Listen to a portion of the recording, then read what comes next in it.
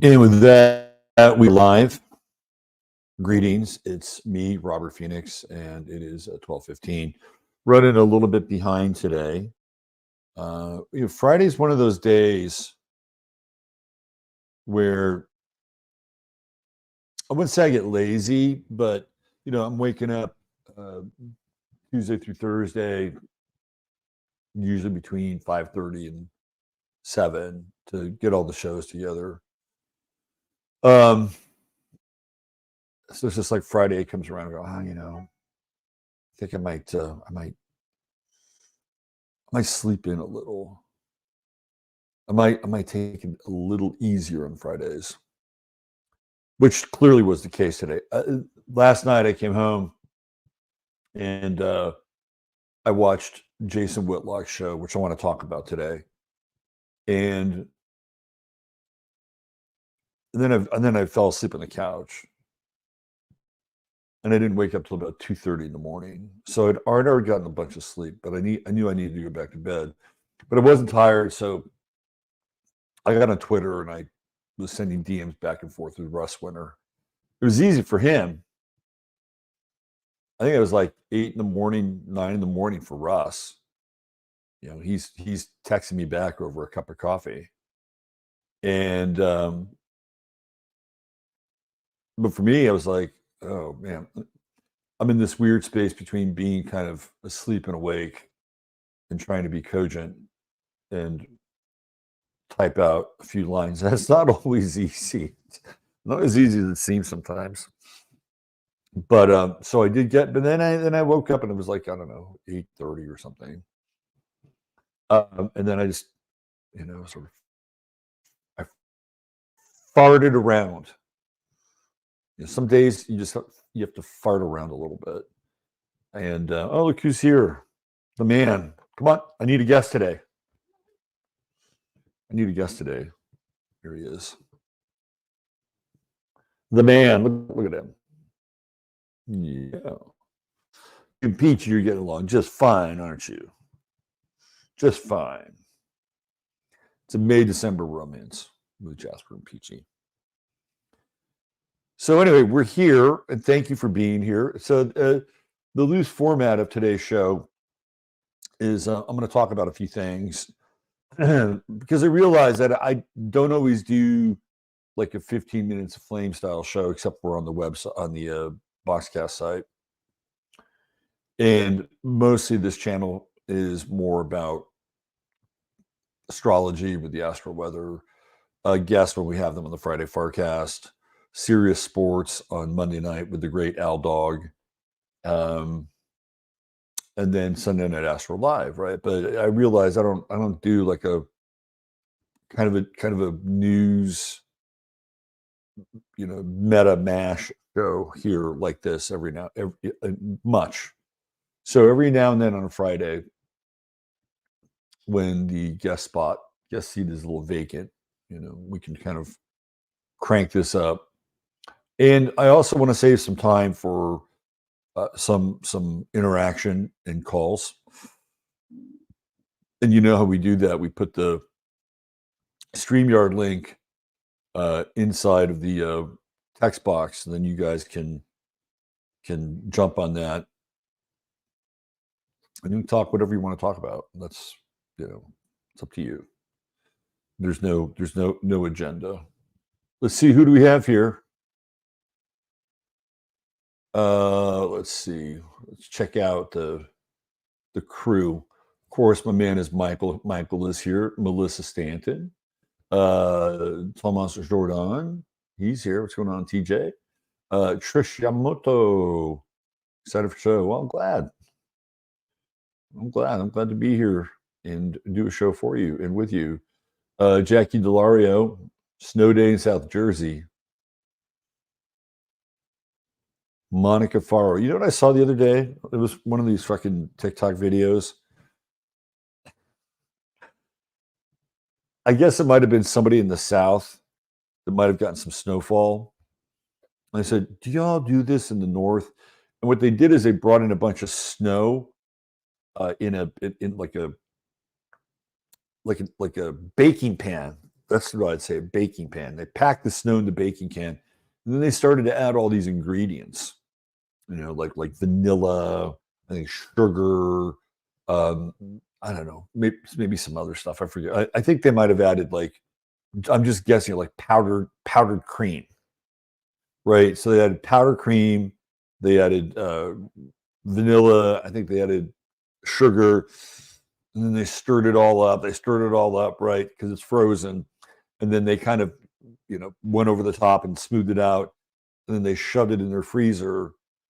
And then they brought it out and they started scooping it out like it was ice cream. And I thought to myself, I wouldn't eat that fucking snow. I'm sorry. I'm sorry. It is not as pure as the driven snow.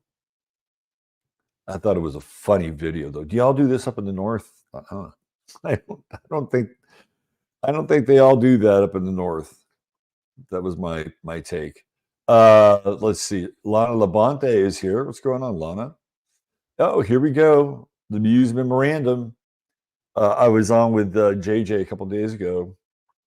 It was Wednesday. We recorded a show, and it's up now over on JJ's channel. Let me see if I can put a link to that. Hold on.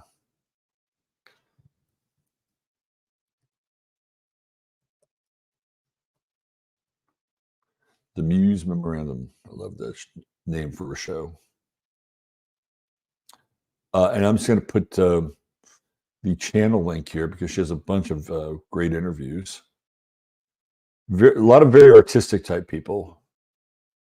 Lots of artists. And I see at least 3 cowboy hats in the pictures. So there must be some kind of a theme going on here. I feel honored to be in the company of these very artistic and creative people. Let me put the link in there. There we go. That's the link for JJ's show. I just dropped it. Robert, everything is pissing me off today. Do you see that in the chart? Yeah, I mean, sure. We've got these squares with Neptune going on. That Mars-Sun conjunction. So Mars-Pluto. Everything's just more intense now with Mars-Pluto conjuncting. Everything's just like even watching Jason Whitlock's show, which I'm going to talk about today. That is a fucking Mars-Pluto show. I'm sorry, Sun-Pluto, Sun-Pluto, Sun-Pluto. Repeat, Sun-Pluto. That is a Sun-Pluto show. Because remember, I was telling you, right? Like I was talking about this. If you follow the astro weather, I talk about how the sun acts as an illuminating. This is all kind of metaphorical,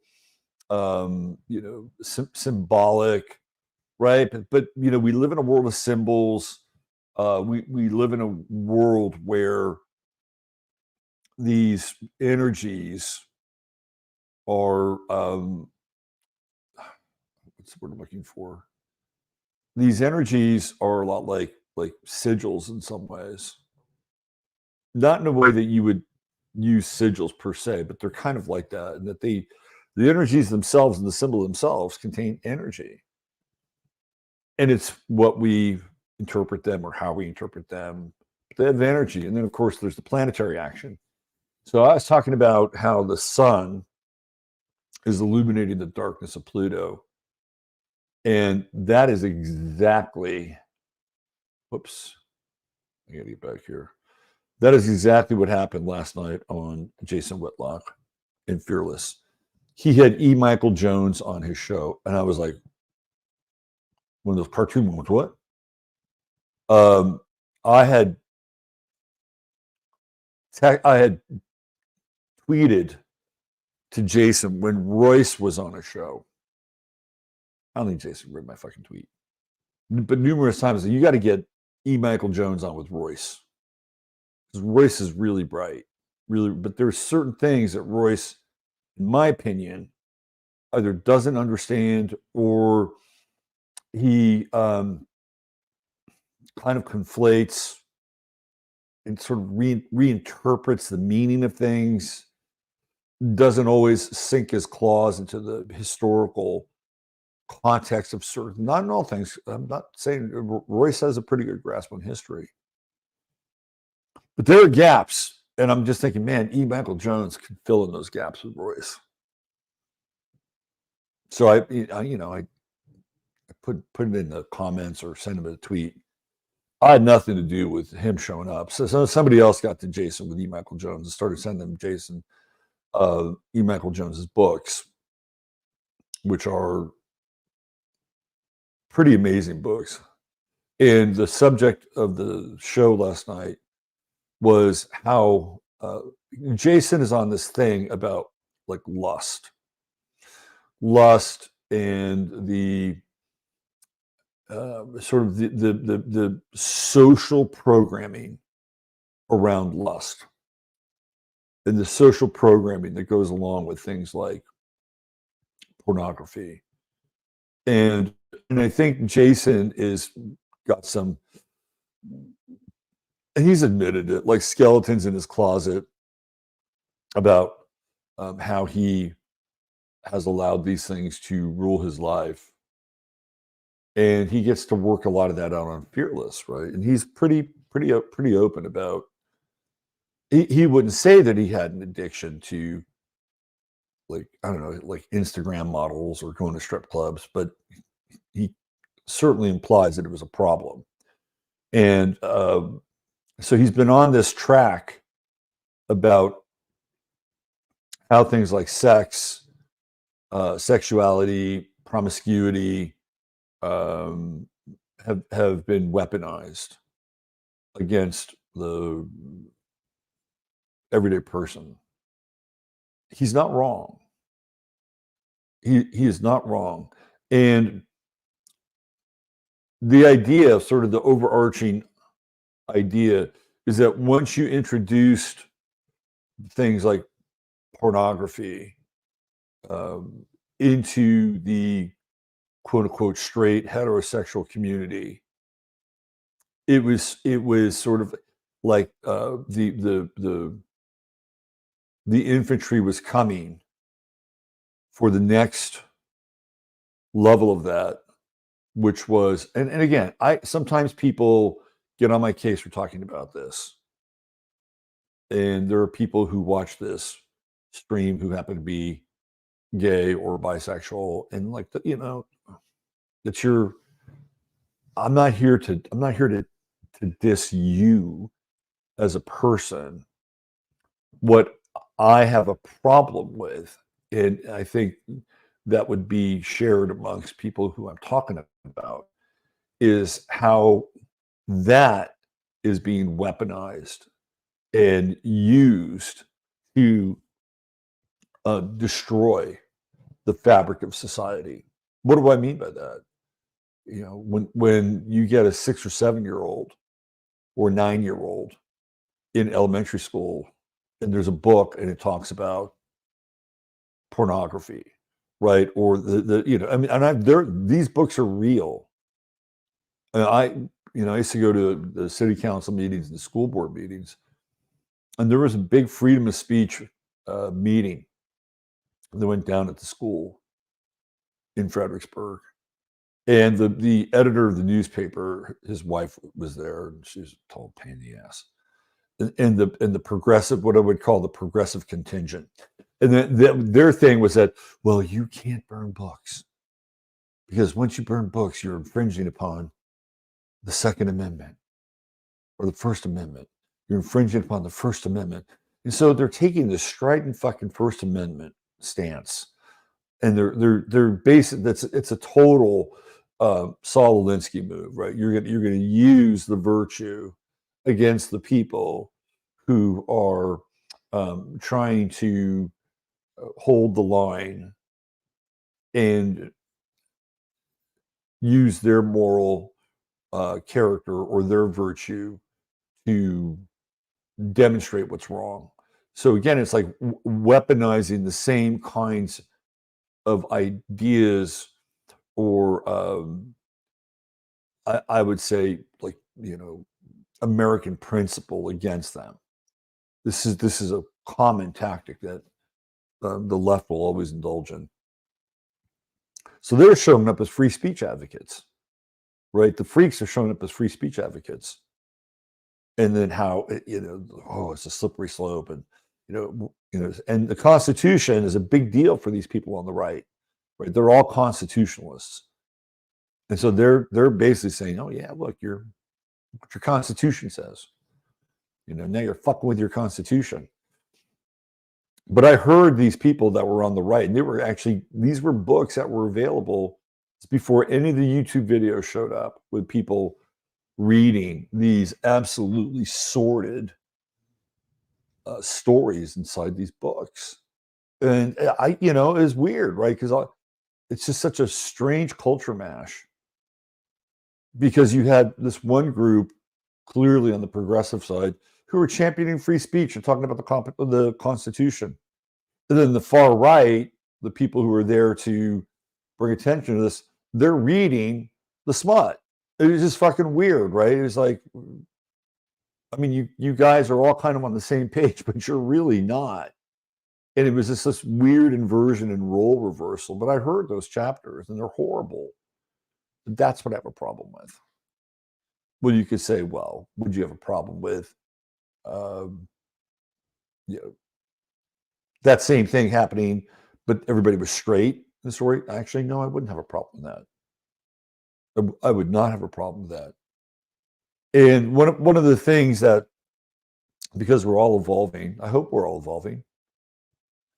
One of the things, and this started,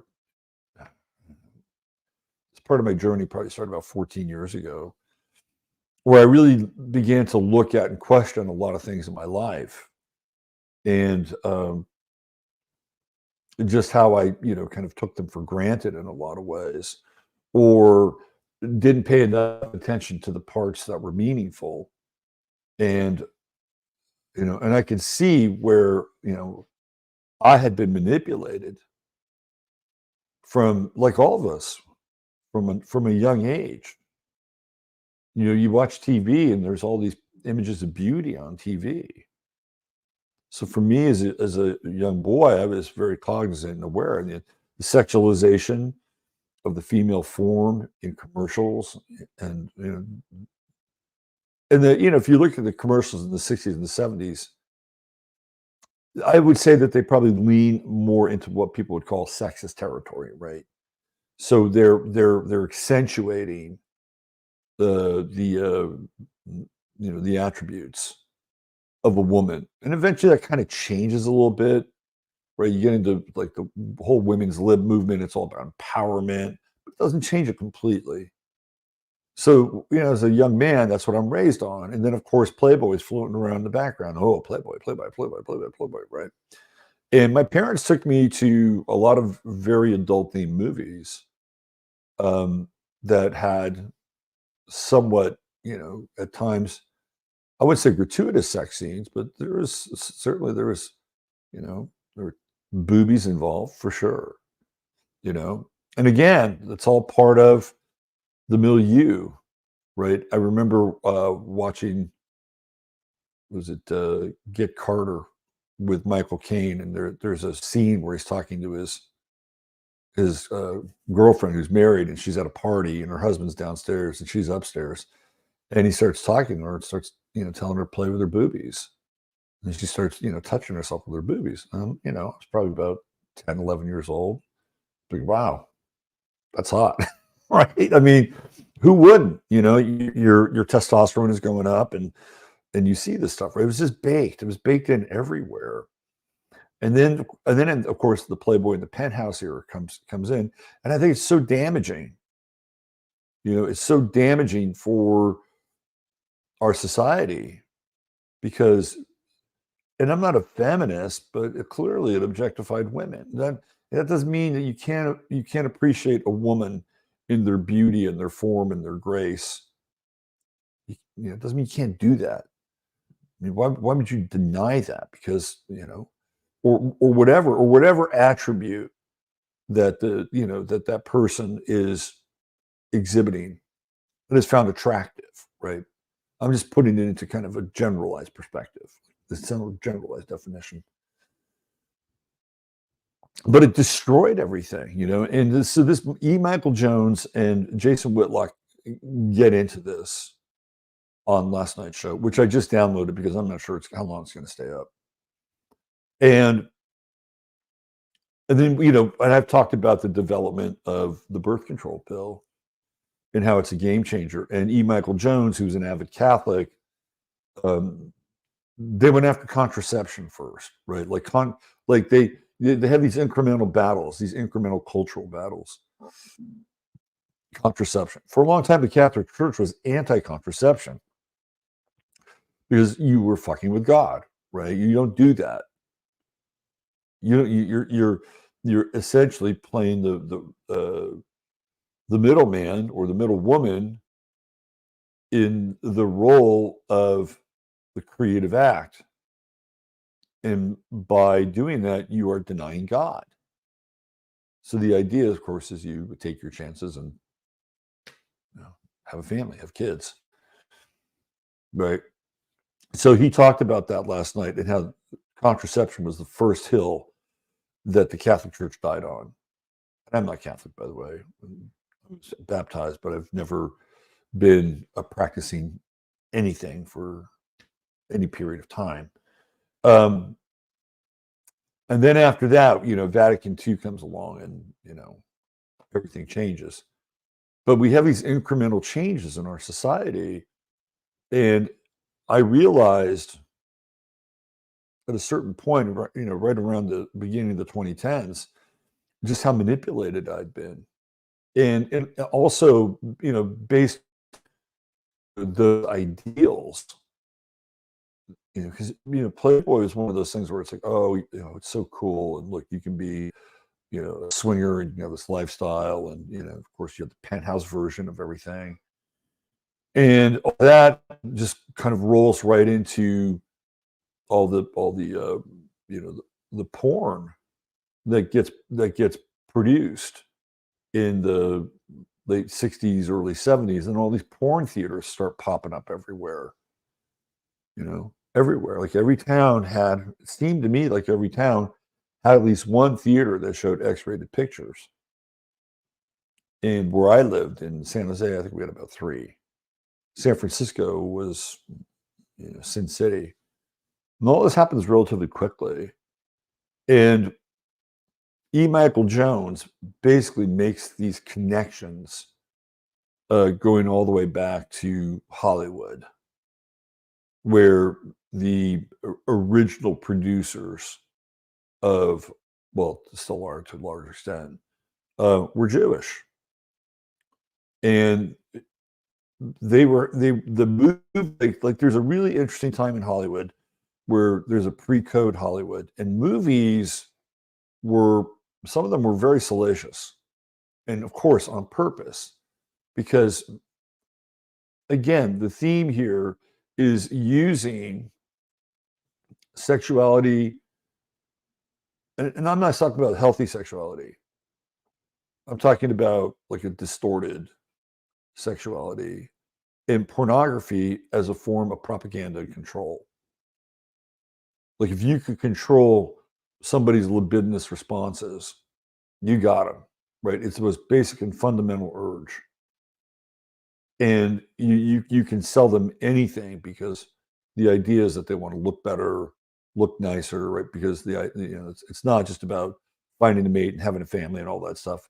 There's always that kind of sexual aspect that, especially, in the mid 60s on, when advertising starts to get, pretty racy in a lot of ways.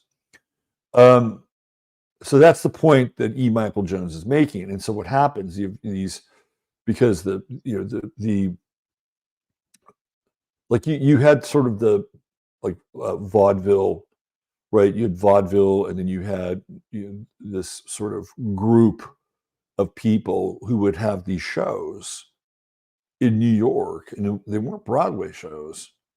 They were off Broadway, very bawdy, vaudeville-esque, kind of freak acts, stuff like that, right? And it's those people who eventually migrate and move west and start to make the movies. And again, this is all, going from the silent era to talkies and pre-code. And they wind up running into some big financial problems with the crash in the stock market. So there was a moral authority at that time. Michael Jones talks about this. There was a moral authority at that time inside the Catholic Church. And apparently some kind of a deal was struck because these, like Louis B. Mayer and all these characters, they were close to being bankrupt, and they couldn't make movies anymore. So they had to, they had to take loans.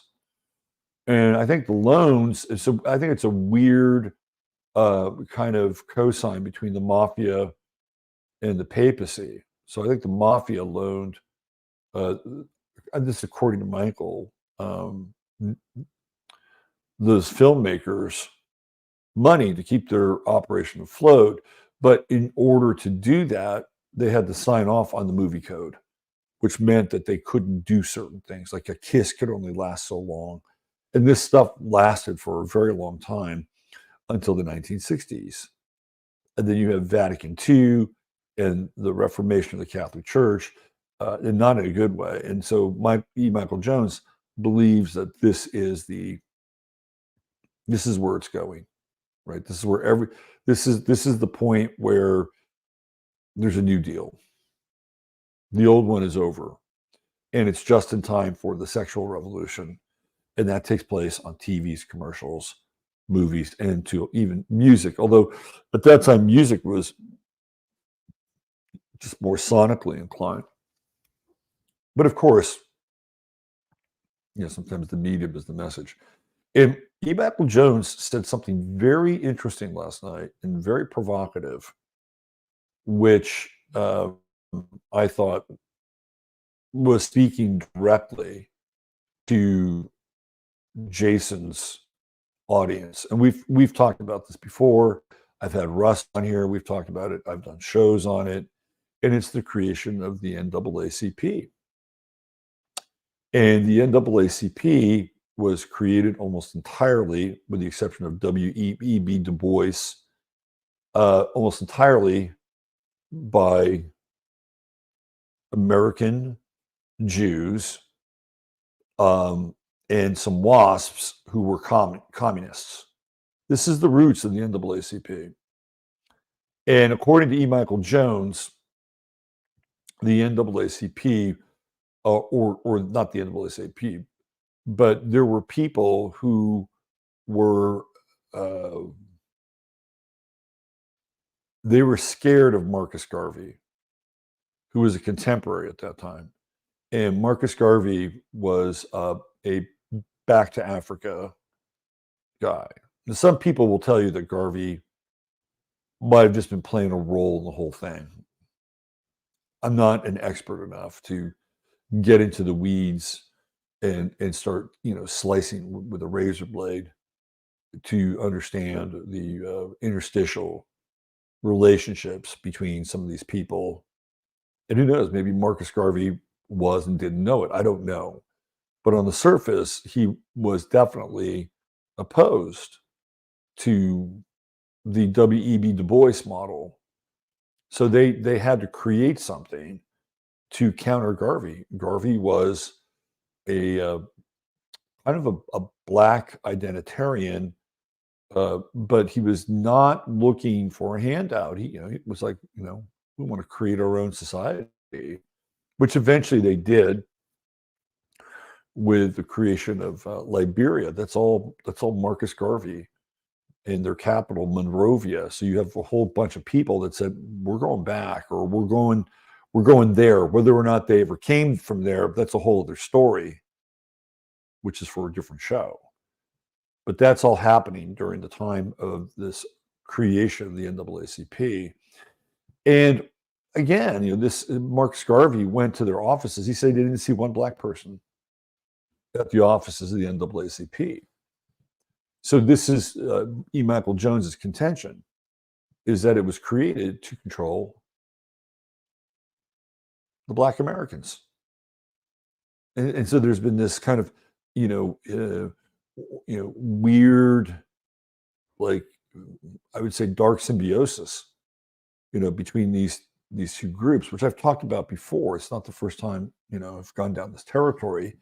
And it's like, yeah, of course. Of course. And then E. Michael Jones said something last night that really got my attention. And he talked about this from a cultural perspective.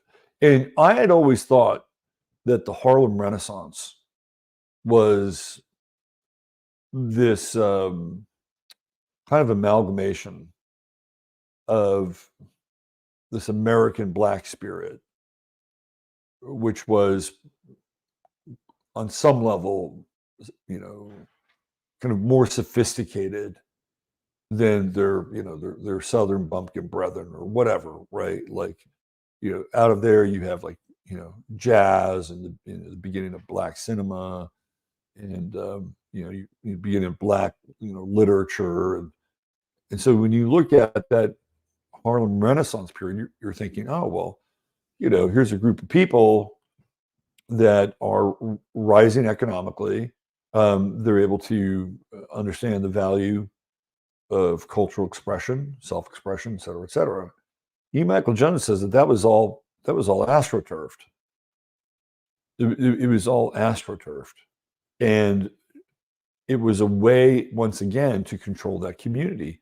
And then he talks about the introduction of jazz, and now I agree with him here on this point, because first of all, jazz is a very influential music, and I like jazz. I think it can be really beautiful and swinging, and there's a lot of mood expression in jazz. I like jazz, but you cannot unlock jazz from addiction.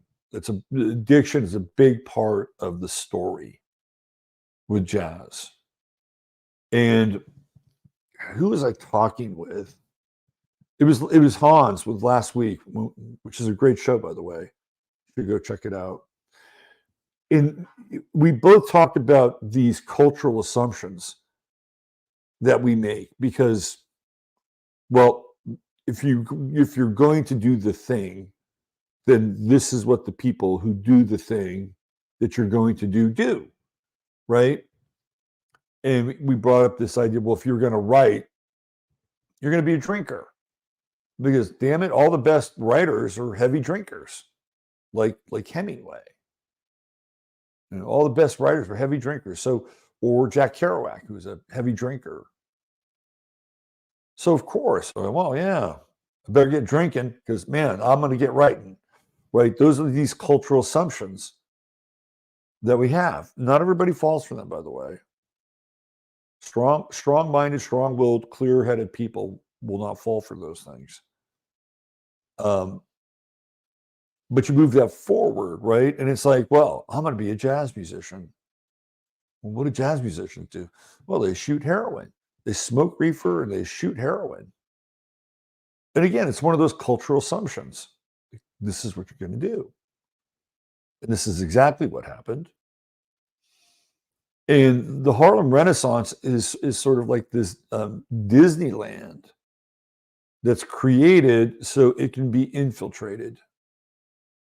And one of the things, again, I'm just pulling things out of the interview with Jason, and these are Michael's ideas, right? I'm just boomeranging them out to you. But one of the things he talks about, and of course, when you sit down and you just look at like what the dialogue and the dialectic between the two works is, you understand that there are two models for how to socially engineer people. One is the Orwellian boot on the neck model, and then the other is the Huxleyan New World Order model. And in the Huxleyan New World Order model, or Brave New World model, what do you get? You get pleasure, right? Or like Huxley realized that people are much more malleable in being able to be manipulated through their pleasure. They're more willing to be subjugated by their desires or an addiction to their desires. And this is what sort of sets the stage, right, for this, Harlem Renaissance. That they're going to create this, very kind of help create this very soft, warm. And again, who owns the clubs? And this is an important question. Who owns the clubs? Who presses the records? Who sells the records? Who is the shops? It's all part of the bigger questions here, right? And so the idea was to create a very seductive subculture. And that through that subculture, you could get people interested in ideas that were modern or avant-garde or artistic. And by the way, when we talk about this isn't just about Black America. White America's in there too. White America is going uptown and, yeah, man, love that groove, baby, right? This is the infiltration that's cross-cultural. Total infiltration. And again, I like jazz. I'm not going to say I don't like it. A lot of those guys had led very troubled lives, and were, insanely creative. But just read their stories. Thelonious Monk led a very troubled life. Charlie Parker, very troubled life. And I could just go down the line. The only one who seems to kind of get out of it a little bit is John Coltrane. And that's only because he finds God. Not a Christian God. John Coltrane finds a very transcendental God. Even Miles Davis. Miles Davis was a heroin addict. And later on, a major cocaine addict. So, this is the very interesting kind of talking point from last night's show, and how we are seduced by our desires, and that we're way more easily controlled by our desires, way more easily controlled.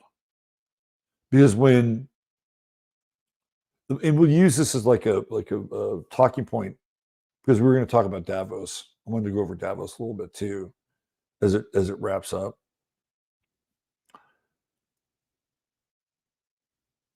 I've always said that people, no matter how much you socially engineer them or try to get them to cut off their body parts to save the earth, I don't think the World Economic Forum's model of control is ultimately effective. To herd all these people into a life and a lifestyle that, from this perspective, seems absolutely untenable. Like, that would be more the Orwellian, boot at the neck model.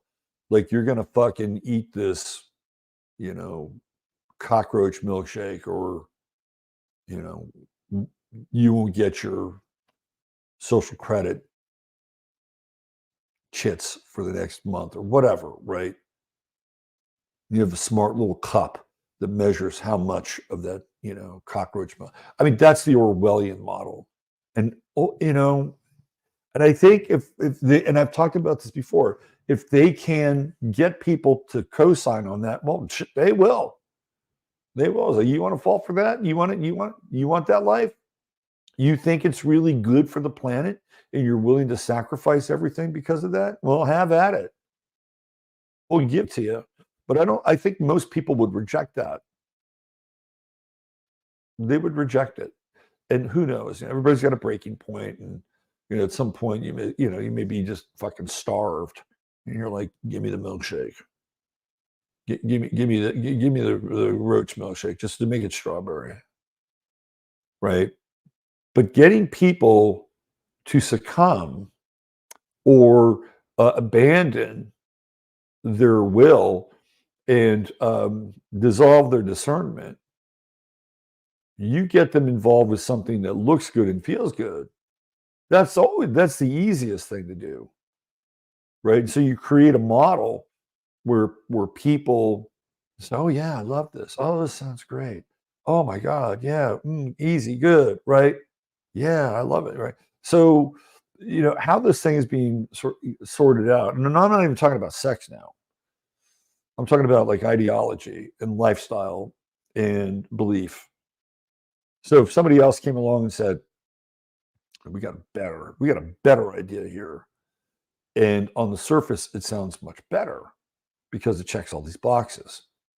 And I'm just going to use an example like Trump's Patriot cities, which is kind of a version of like the 15-minute city, only more mega, right? I mean, there are people who will co-sign on that. And what they really wouldn't understand, it's a fucking 15-minute city, right? It's just a 15-minute city with maybe a few different bells and whistles and a different color scheme. But they'll sign off on it because it aligns with, and maybe it looks better, right? Or maybe there's the promise of free energy or whatever those things are, right?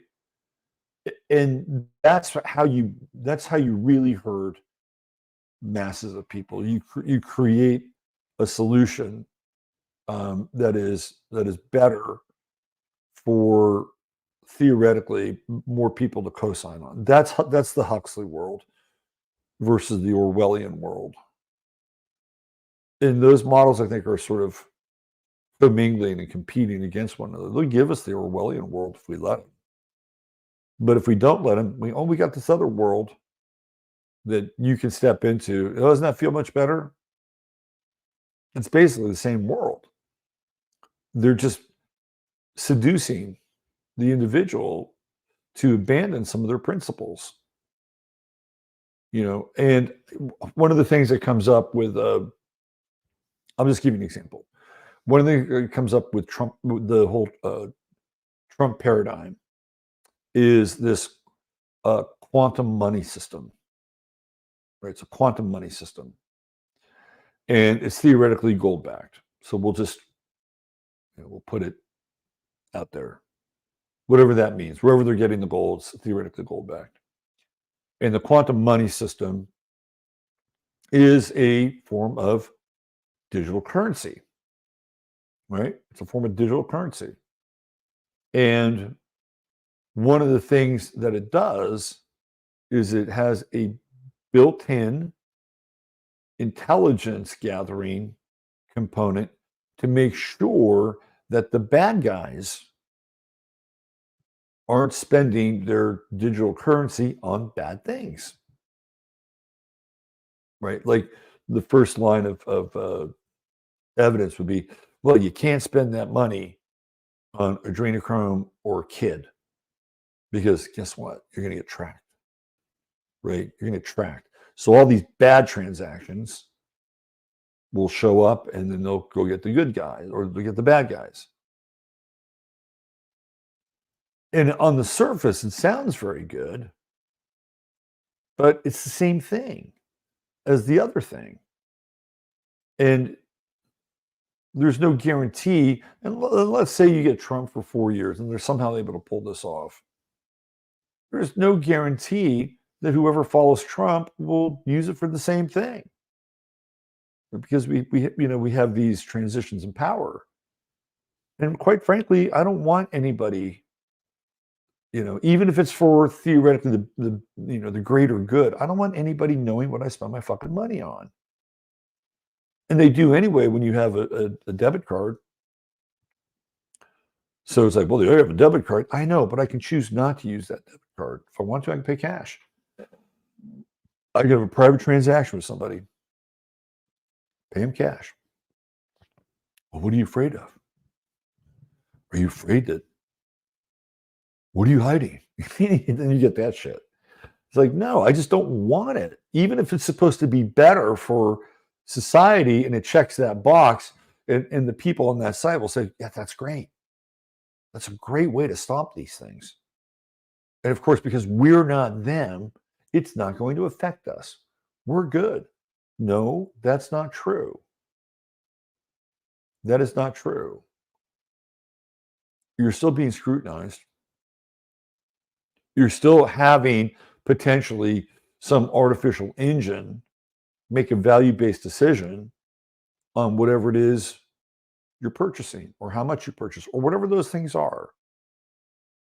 I don't think that there is a a fact checker that says good person, leave them alone, let them buy whatever they want. I don't think that is going to take place. Maybe only at a high level. That's what I'm talking about, right? That there is this potential to create the exact same world that they want to create, only not with the boot on the neck. And that's what E. Michael Jones was talking about with this whole idea of the Harlem Renaissance. They created that world. And people who had talent, of course, took advantage of that, and they participated in the creation of that culture. But when it's looked back upon, it's a very different kind of thing. And of course, he talked about Margaret Sanger, and he talked about abortion and Planned Parenthood and how that's devastated the Black community, right? So what he's trying to say at that point is that if you look at the NAACP, you look at the sort of this creation of the Harlem Renaissance, which is ultimately going to be used to seduce a group of people and get them addicted to whatever they want them to get addicted to, right? And then also the creation of Planned Parenthood with the idea that it was going to control that population. He basically is making a very bold statement right there in Jason Whitlock's show that Jewish power has always been invested in controlling the Black community. And this is incendiary on a show like Jason Whitlock's, right? It is incendiary. And Jason, and this is what's really interesting. This is where he and Royce went like this, because there was a show where Jason wanted Royce to have that conversation that E. Michael Jones brought to the table. And Royce went off into one of his big picture patients. And, it's like, we're going to go way out there. And then eventually, if he can, stay focused, he'll bring everything back to the center. And sometimes he's really good at that.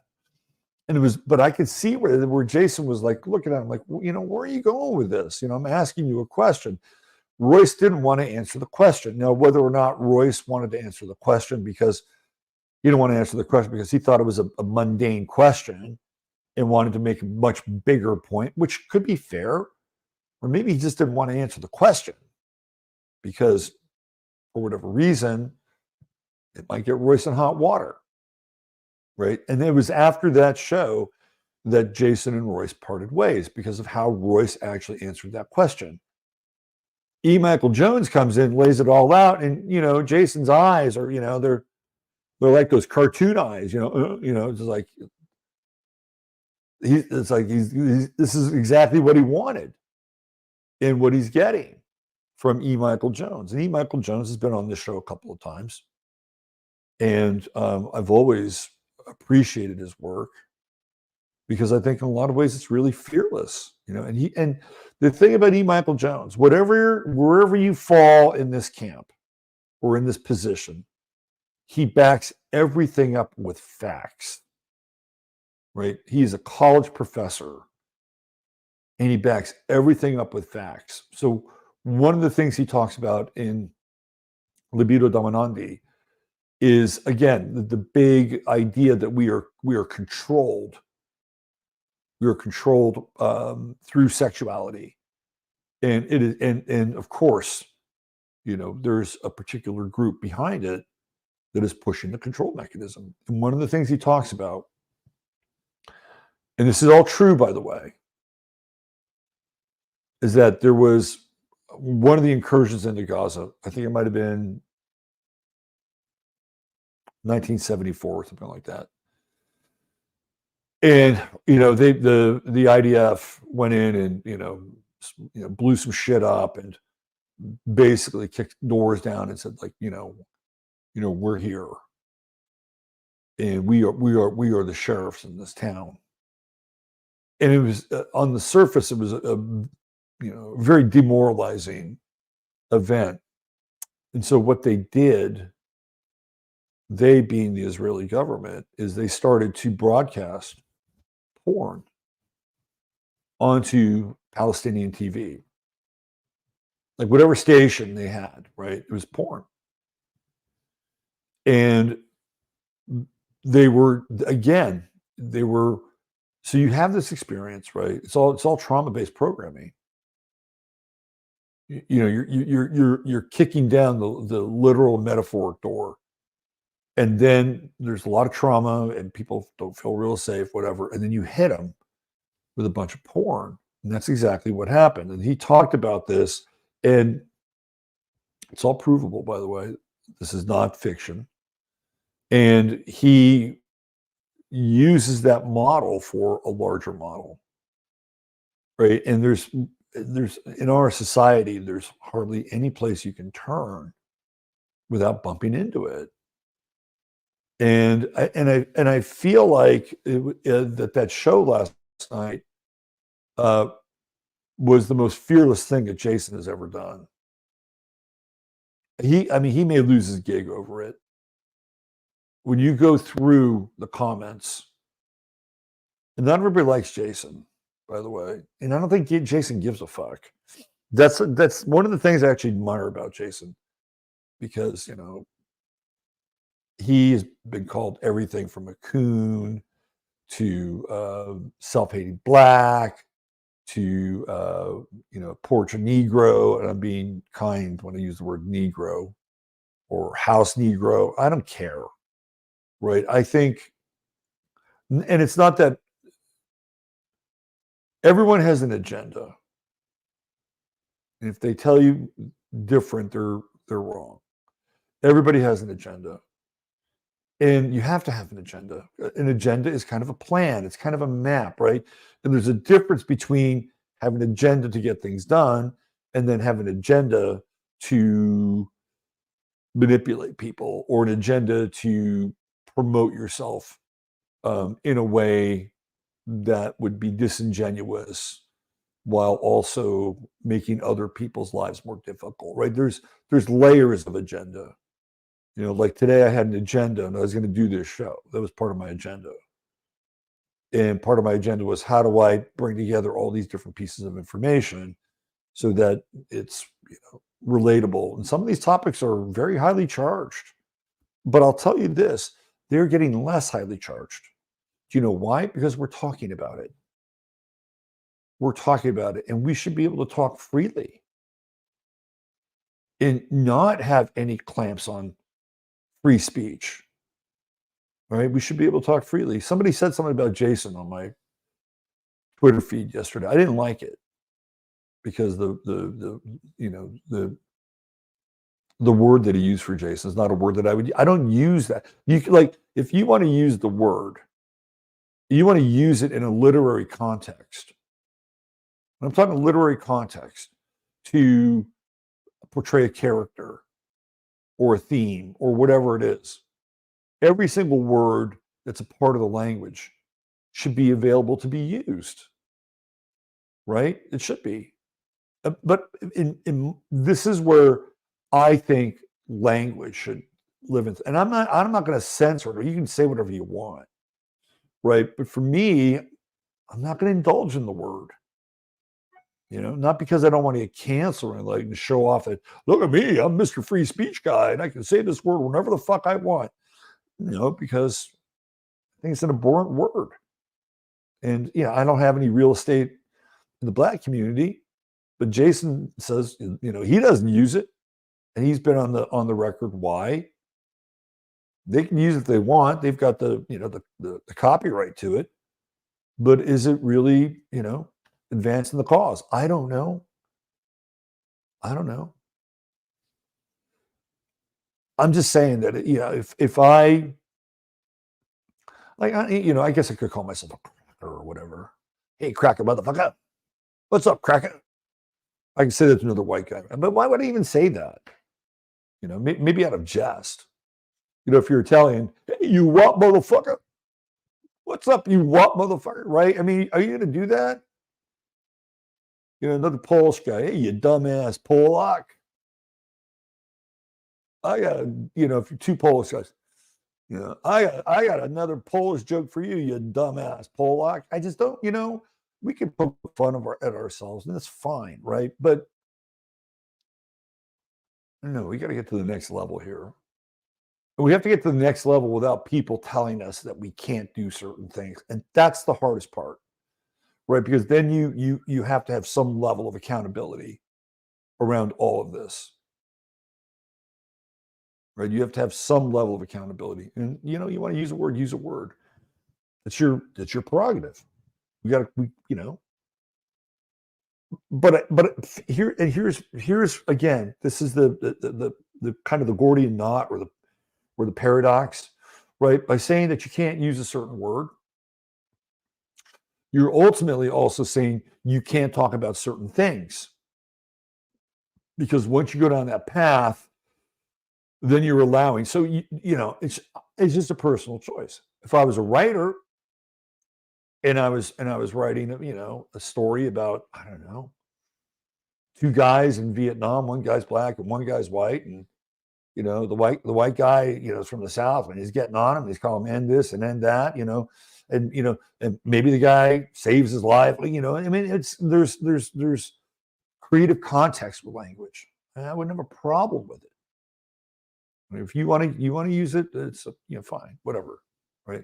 But when you go down that path and you do limit the language, then you limit what people can say.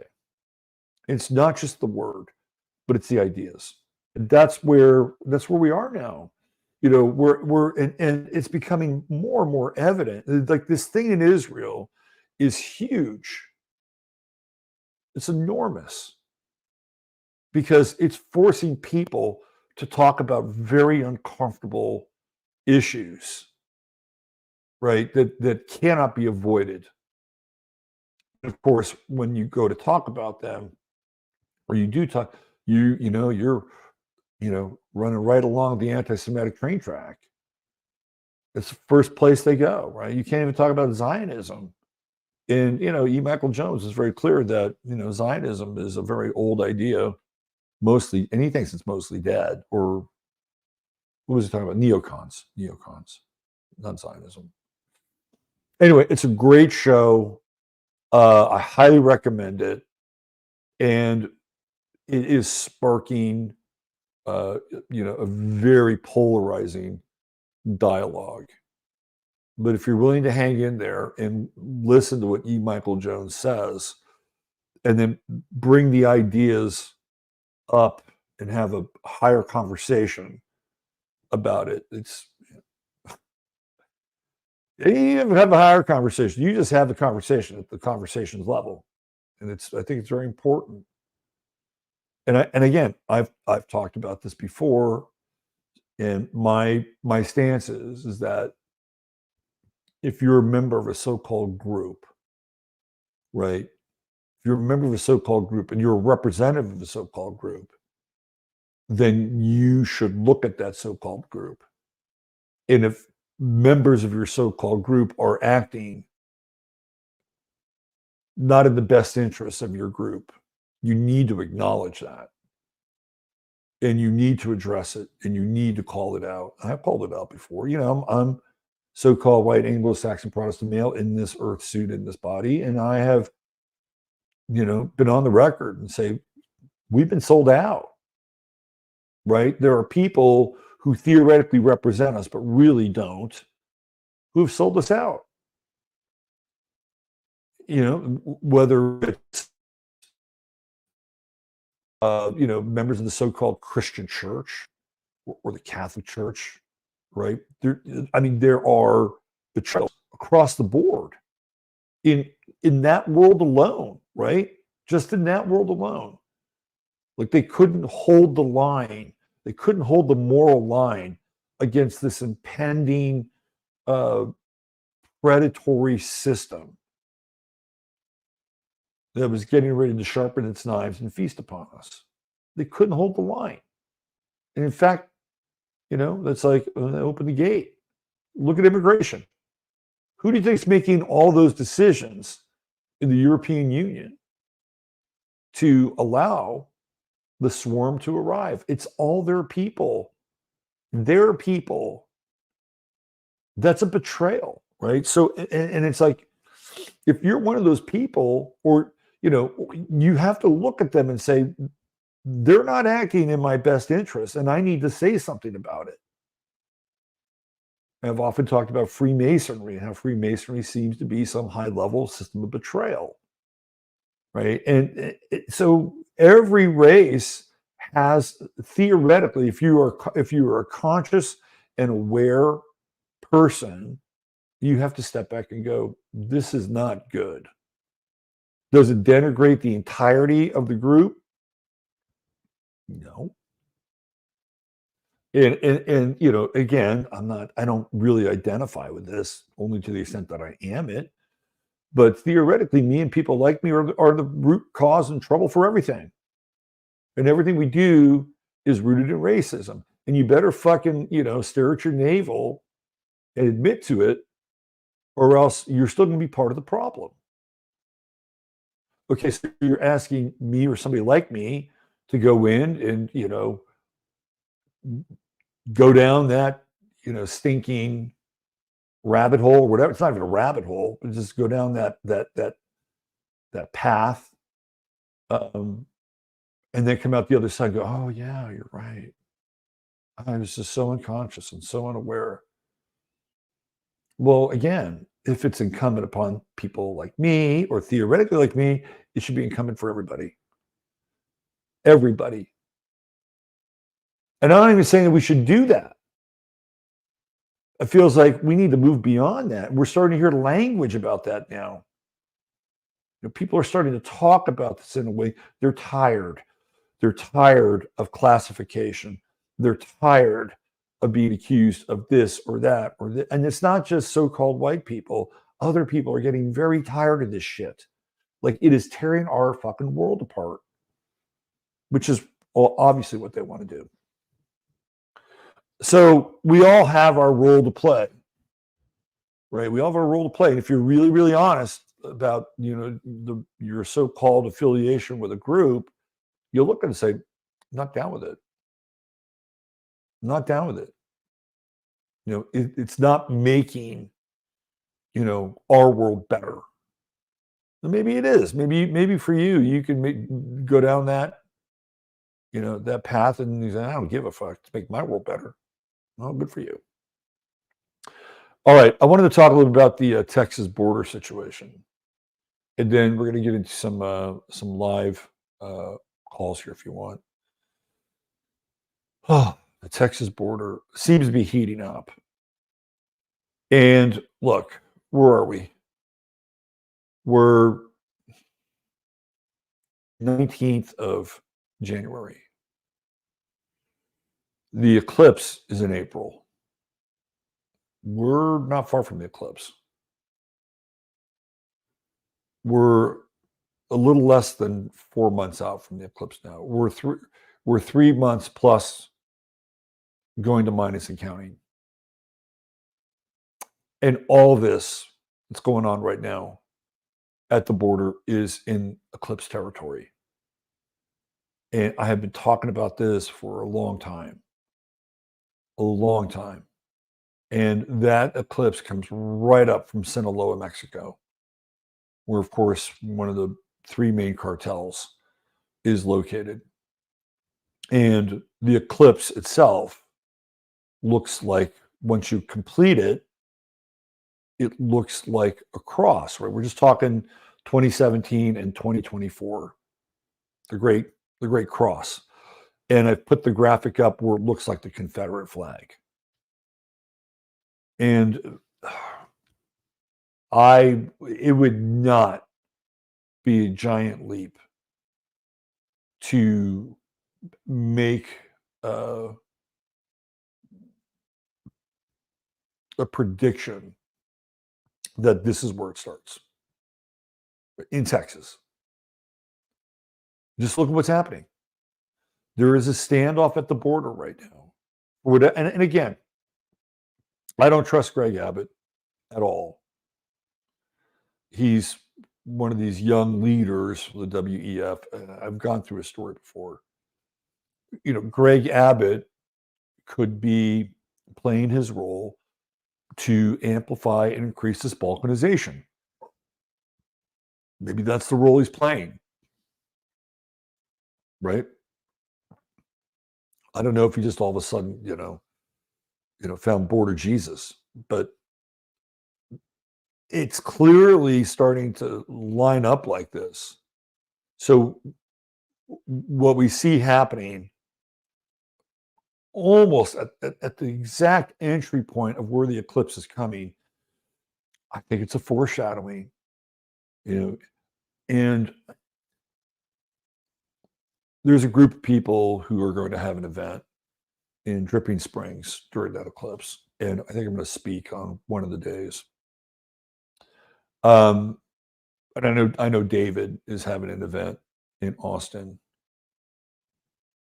I made a conscious choice not to have an event during this eclipse for reasons that I think are pretty evident by what I'm talking about.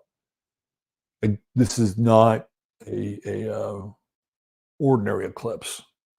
Everything around it, just look, it's all getting preloaded. The tension between Texas and the feds is happening. Whether you think it's all just theater or pantomime or a scripted NFL game or another WWE match, whatever, it's happening. Right? And sometimes these things will take on a life of its own.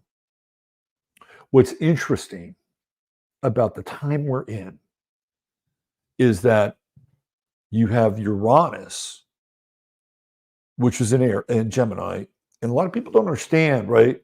Like during the Revolutionary War, Pluto is in Aquarius. It's in Aquarius. They're signing that document when Pluto's at 27 Capricorn. That's just the beginning. That is just the beginning. And then it's a revolutionary, right? What is Aquarius? It's revolutionary. So Pluto in Aquarius plays a role during the Revolutionary War. Hello? Where was Uranus? It was in Gemini during the Revolutionary War. Yep, Uranus was in Gemini. Where's Uranus going? Gemini. Let's go back in time. When did the Civil War start? It started when Fort Sumter, after one day, just one day of being under a siege, Fort Sumter surrenders. On that day of surrender, Neptune is in Aries.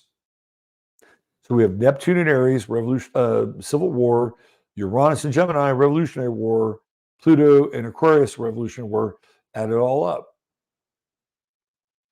What do you get? You get a combination of the Revolutionary War and the Civil War altogether. And if we were to have this conversation, I don't know, 8 years ago, we'll put it in the honeymoon phase of Obama, before Obama showed his true colors. We'll put it in the honeymoon phase of Obama. If I told you, like, that's the moment where, oh my God, we've elected a black president. Isn't this great? This is the culmination of all this hard work and civil rights and Martin Luther King. Man, we've really come a long ways. This is the symbolic manifestation. And there are people that thought that. I wasn't one of them, for different reasons, though. We go back to the halcyon days, like in the first couple months of Obama. Hell, maybe the first year. If I told you then that we would be entering into a period in scant, he was 19, the 2010, in a scant, say, 14 years. If I said 14 years from now, this country is going to be in such intense turmoil that we will simultaneously have a version of the Civil War and the Revolutionary War. Most people would have just fucking laughed at me or you or whomever, right? And look around. Look around. See how far are we from something like this? We're not far at all. We're not, and the rhetoric gets more and more heated every day. This guy Sean Strickland.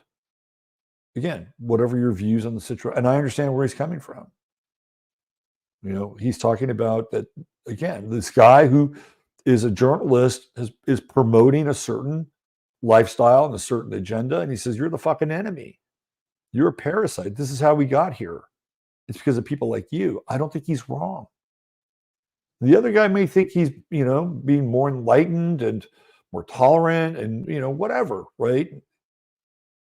But as a journalist, he's promoting ideas and he's promoting propaganda, and he may not even know it. He may not even know it. It'd be like a little, sort of a succubi, attached to the back of his neck. He wouldn't even fucking know it, right? But again, what's the upshot of that? Dan Le Batard, which we could call Dan Libetard, who used to work for ESPN, is demanding that ESPN, Sean Strickland fights. They have these, these MMA fights on ESPN, and he's demanding that ESPN renounce him and everything he said. So do you understand where this is going, right? I mean, more fractal. As the dialogue and the rhetoric gets more heated, the people on the so-called left, or people that believe in whatever values or ideas they are, they're going to get more offended, and some of them are going to get frightened because they have helped create what is coming by all of their mind lock and all of their chastising, and at every single corner you turn, right? There's this, these cultural barricades that have been set up, and these ideological checkpoints, and then there's the diminution of certain groups. And in 2016, when Trump was president, people had an opportunity to cast their vote and say, "I'm tired of this. You go be the big bully. You go take care of this." Nothing's really changed. It's only gotten more intense. So what do you think the blowback is going to be?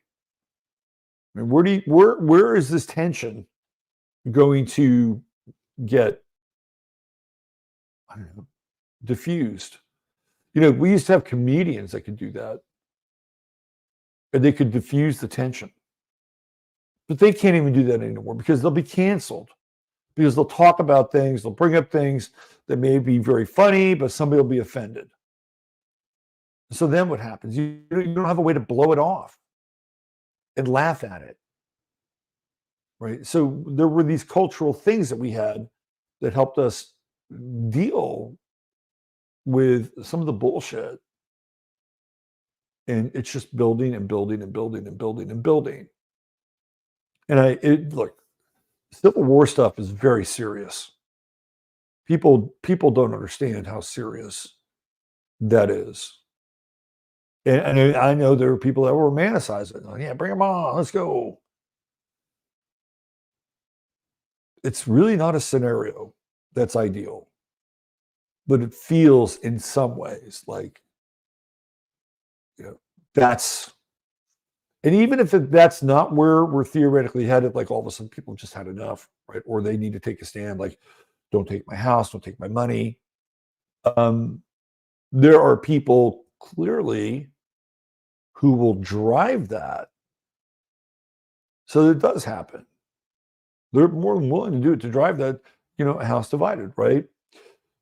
So yeah, this is what's happening on the border. It's a very hot button situation. I don't know if, Greg Abbott, got the Saul Paul moment, or whether he's just facilitating his role in the creation of this tension. I mean, he should have been doing this. Or 2023? He should have started doing this 2 years ago. 2 fucking years ago. Now all of a sudden he's, I've seen the light. 2 years. 2 years worth of hardcore migration. Some people say 3 million people. And now he's going to do something about it. So I just wanted to talk a little bit about, because people were asking me about what's going on. And it looks like, there's going to be a standoff at the border, Eagle Pass. And the feds don't want to blink. They do not want to blink. Because if they blink there, that means that other states can push them around. Of course, Arizona won't do shit. New Mexico won't do shit. California won't do shit. But let's say, for whatever reason, Arizona gets, a Republican governor in their next election, and they saw what Greg Abbott did. Said, well, let's do it, right? So they don't. The federal government does not want to allow the precedent for it to take place. Okay, Greg, you're right. You get to determine this part of your state. We were wrong. When was the last time you ever heard the federal government admit they were wrong? Hardly ever. So who's going to blink? And as far as, the Texas side of things, it's probably easier for Abbott to back off, the troops and pretend that they had a nice conversation and have come up with a more workable solution to the border so that everybody saves face. That's possible. But unless, what comes out of it is remarkably different than what it was before, people won't be happy. And it's, does Abbott care about his legacy? I don't know. Some of these people, they participate with the cremation of care, and they don't give a fuck. All right, we got about a half an hour left. So what I'm going to do, if you are willing, and you want to talk here, get on the screen, I'm going to put it into the comments. Put the link into the comments, which is right there. We got about a half hour left in the show. And I'm going to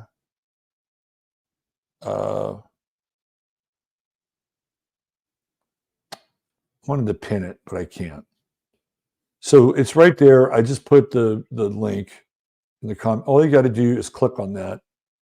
And we have about maybe a half an hour to take some calls. If you have anything you want to say, any questions, this is your time. In the meantime, I want to just remind everyone that there are some things that you can do to help the show. Number one, hit the like button, but that's only if you like it. If you don't like it, you don't have to hit the like button. Hit the like button, subscribe if you want to hear more. If you are a subscriber, there's a good chance you might have been unsubscribed. So you may want to subscribe again. Click the bell. That's when I go live, it'll remind you, hey, there's a new show going on. Come see it. Support our sponsor, True Hemp Science, which has some of the best hemp products. I got to get with Chris to get his new products and talk about his new products. I'll probably have to give him a phone call today because he's got some new stuff coming. And he's got a wide arrangement of CBD for different uses, different applications. He's got the moon dust. He's got the sleep gummies. They're all good.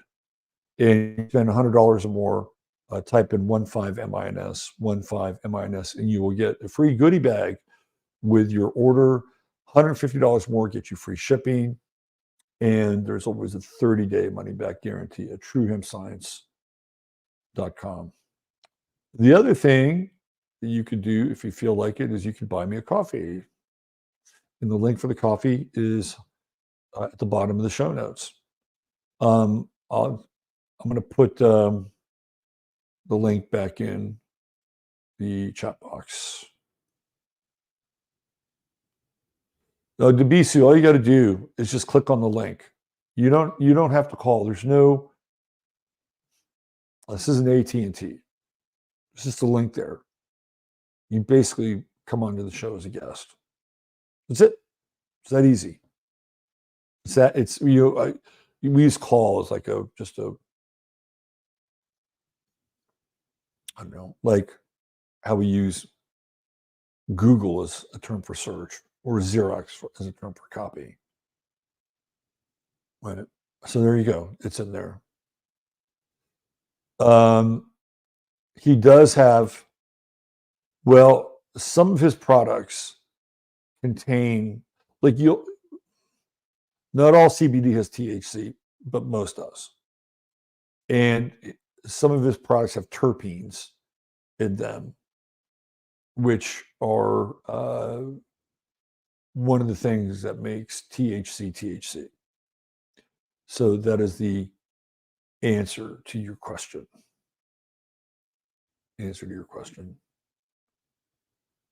All right, who else do we have here?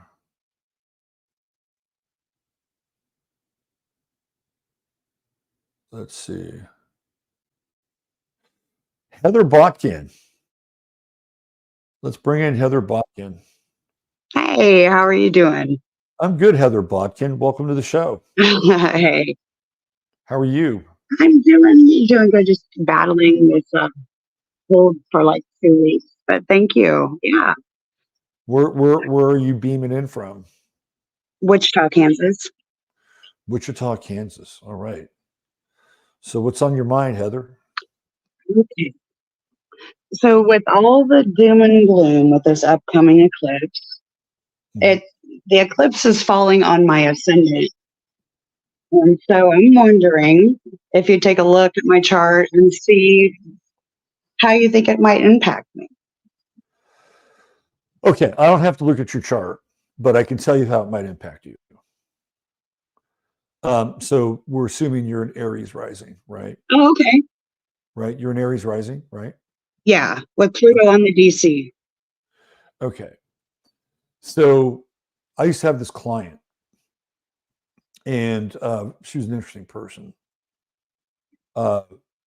She was Leo rising and had Pluto in Leo, and it was at the same degree as the eclipse in 2017. And this was one of our first sessions together. And I looked at that and I said, whoa. I said, did anything happen to you? Like, around or after the eclipse? Because as an astrologer, I'd look at that and that, it's just like a, flashing neon sign, right? And she said, no. I'm like, really? She said, no. So later on, as I began to know her and understand her life story, Pluto played a huge role in her life, where she'd had some major kinds of, deep burning. She lost a bunch of her shit in her 60s, went into recovery, right? That kind of stuff. Lost her kids, and I think that for whatever reason, maybe the eclipse might have had a reverse effect, or I have no clear answer. But as an astrologer, I would look at that and say, man, that's kind of huge. But nothing happened. That's not to say that things may not happen for you. Do you have any planets there on the ascendant? Nothing on my ascendant, but I have Pluto on my DC. And 2017, I lost a couple of friends that passed away. I lost my kids in custody. They're adults now. Well, that eclipse was in Leo, right? So that would have been your fifth house, more than likely, and the kid thing would have come up for sure because that's kids, right? Yep. So you're gonna have a Sun Pluto opposition with the eclipse. Am I right? Is that right? If Pluto is on your descendant, Sun is on your ascendant. Yeah, at 19 Libra. Yeah. So theoretically, it would have an impact on your relationships. And it doesn't have to be bad, right? I mean, it could, trigger Pluto, and, you could have transformation and resurrection in your relationships. You may have a sense of, willing to not be as invested in your identity, and there may be something in your seventh house that happens as a result of that, and you could have a very deep and fundamental change. So if you lost, I don't know what the story is with your kids post 2017, but that the seventh house is also legal. So if you could go through an experience where maybe some of the legal stuff that went down, or maybe some of the deep, intense anger, frustration, the stuff that Pluto never lets go of, maybe that can change for you. Okay. And, I mean, maybe there could be something very alchemical about that. And with Pluto, I think there may be, because with North Node on my ascendant right now and Chiron right there too. I mean, I've had years, basically since 2017. Chiron's been transiting my 12th, so I've gone through trials and fire and lots of healing. So I'm really feeling positive about it, even though it's like the world's about to be a shit show. There could be some positive things, because Aries always has to go through some degree of conflict, right? That's just the nature of Aries. And, part of your life lesson is to evolve through conflict and to evolve through asserting your individual will and identity, right? An eclipse on your ascendant may change all that. It may change, what this idea of conflict means, could completely transform it. And it could be a very interesting thing. I wouldn't be scared of it. Oh, I really appreciate it. I'm hoping that I can get out of my chicken shit mode and like launch my own healing journey to help others. I do a lot of shadow work and astrology myself, and I don't like being on cam, but I'm getting to the point where it's kind of like, yeah, fuck it. People need help. This world's going crazy, and hopefully that'll help me launch out past that and get out there. And I appreciate all the work you do. I love your astrology. I've been watching for years. So thank you, and it's nice to see somebody down to earth do it. Yeah, you're welcome. And I think we'll all have some stories to share after the eclipse. You take care, Heather, okay? Thank you, hon. Appreciate you. Okay, bye-bye. All right, we got Julie Costner. Hi, Julie Costner. Hi. Pardon me? How are you?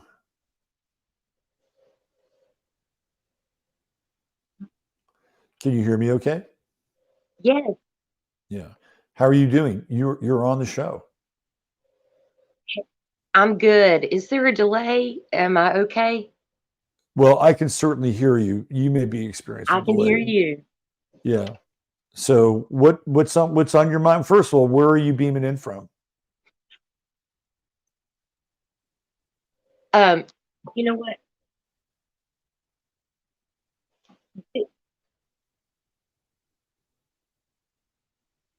Are you wearing headphones or not? No, I'm not wearing headphones. I don't know what's happening. Are you watching the show on YouTube? I'm watching the show on my phone. Yeah. Can you hear me now?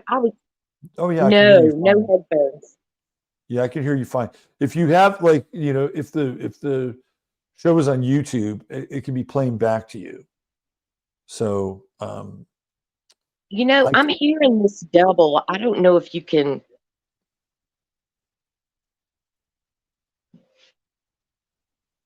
We're hearing you fine. Okay, well, I guess I'm just going to start saying this, even though I'm hearing myself talking right now.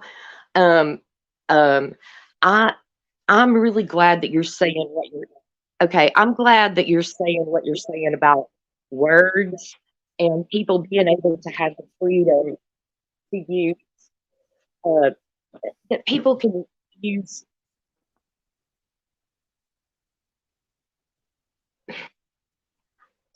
I'm sorry if this is not coming through weird. I'm hearing myself say So what I here's what said you have to. previously You know, you while so I'm trying to talk to you. So I'm going to you do the best I can and just just do the go best ahead you and can. say Try this and not to then get listen to off yourself. and let other people continue. Okay. All right. Uh, but I'm just glad that you're saying that we should be able to say words. Yeah. Yeah. Uh, um, I think all words are welcome. We don't have to listen to them. And I'm going to go ahead and get off here because it's so confusing. I don't want to mess your show up, but I'm going to check back in with you guys. I love this show. I'm a big fan, and I'm like freedom, woohoo! So I'm signing off from Tennessee. I'm calling from East Tennessee. Okay, I can look Julie. out my window and see the Smokies, and just love to everybody. Okay. Love back, Julie. Take care. All right. We had a couple people jump on there. Anybody else? We got about 15 minutes left. Anybody else want to chime in? Questions? Stories? Tell a joke? Got a cat? Got a pet? Show off your cat, pet? Anything else? All you got to do is click on that link. I'll put it back in here.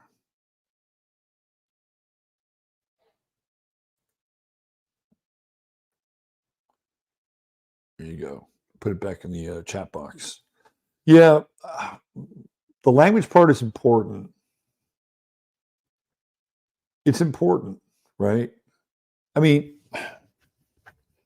even things that I think that I kind of revile. Like I used to really like sort of conscious hip hop and what they called underground hip hop or backpacker hip hop or whatever. I really liked a lot of that music. It was very cool. The beats were cool, very reflective. Anyway, I'm going to save that story because Healing Heart Rosie has joined us. Hi, Robert.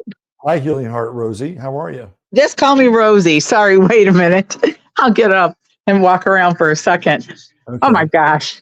I have to tell you, the last time when I called in, when was it? Back in November when you did this? Yeah. It was so funny. My boss was in the room and I did not expect that. I thought I was going just to a different channel or something, and I just didn't want to make sure I didn't miss anything. Too funny. So your boss was in the room. Did he hear the conversation? Yes. And she's like, how is that person talking to you? And I was like, oh my God. And you have to know, I'm a personal assistant, which is just a glorified cleaning lady. So I was actually working and trying to listen at the same time. But Right.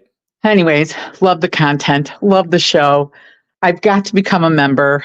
I don't know how long I've been following you, over a year for sure. And I don't even remember what it was that drew me to you, but just love it. Well, good. And let's see what else. I had hand surgery because I'm the gardener lady. Last week, 3 trigger fingers on my right hand, and I'm trying to recover. So I'm trying not to use the phone as much as I should or want to. But that's it. Right.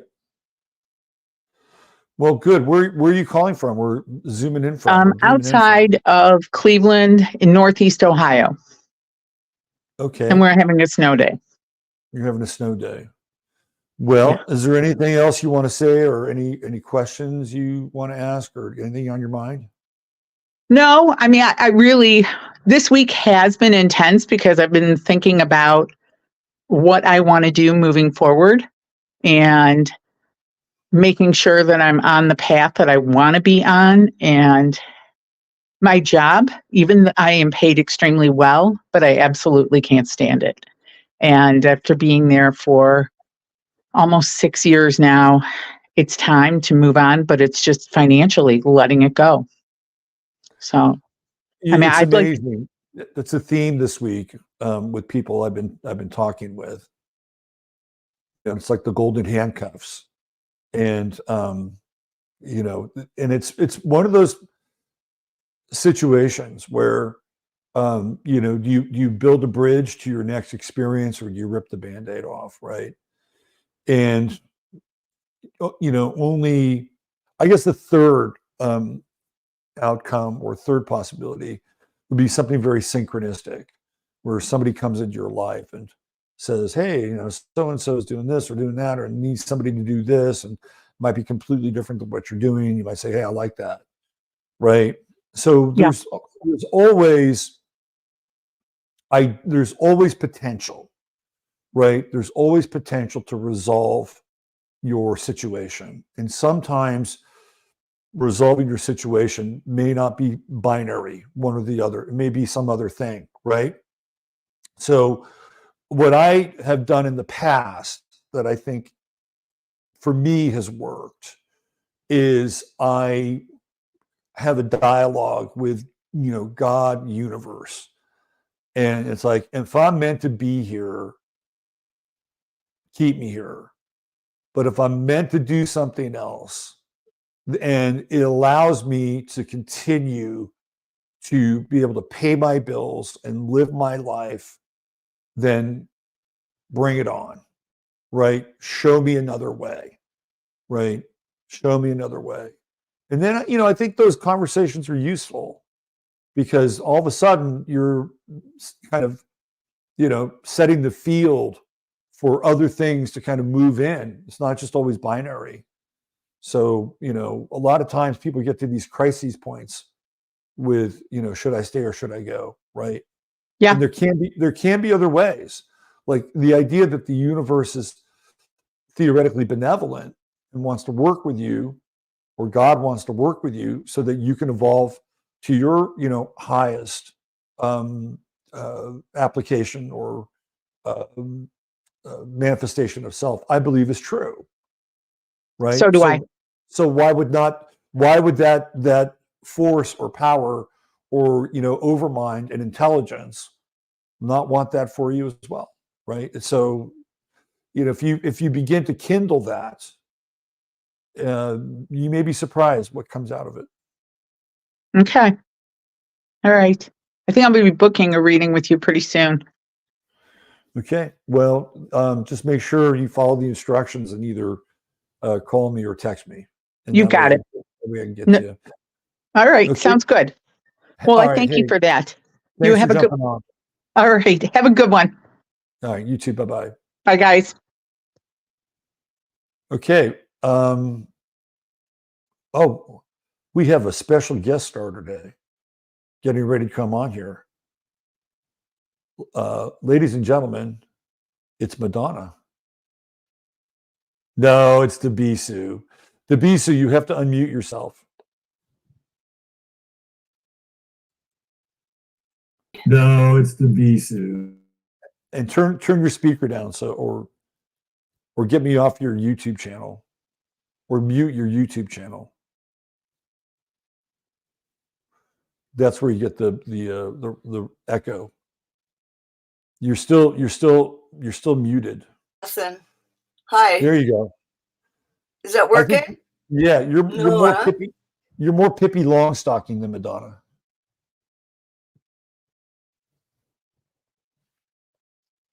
How are you?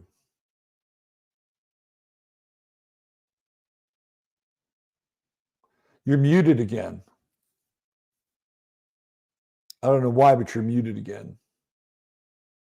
And I can't unmute you. I do not have the power to unmute you. Now is it okay? Yes. Yeah? Yes. Okay. Yes. So, now is it okay? Yes. All right. So do you have YouTube on? You have to mute YouTube. Yes.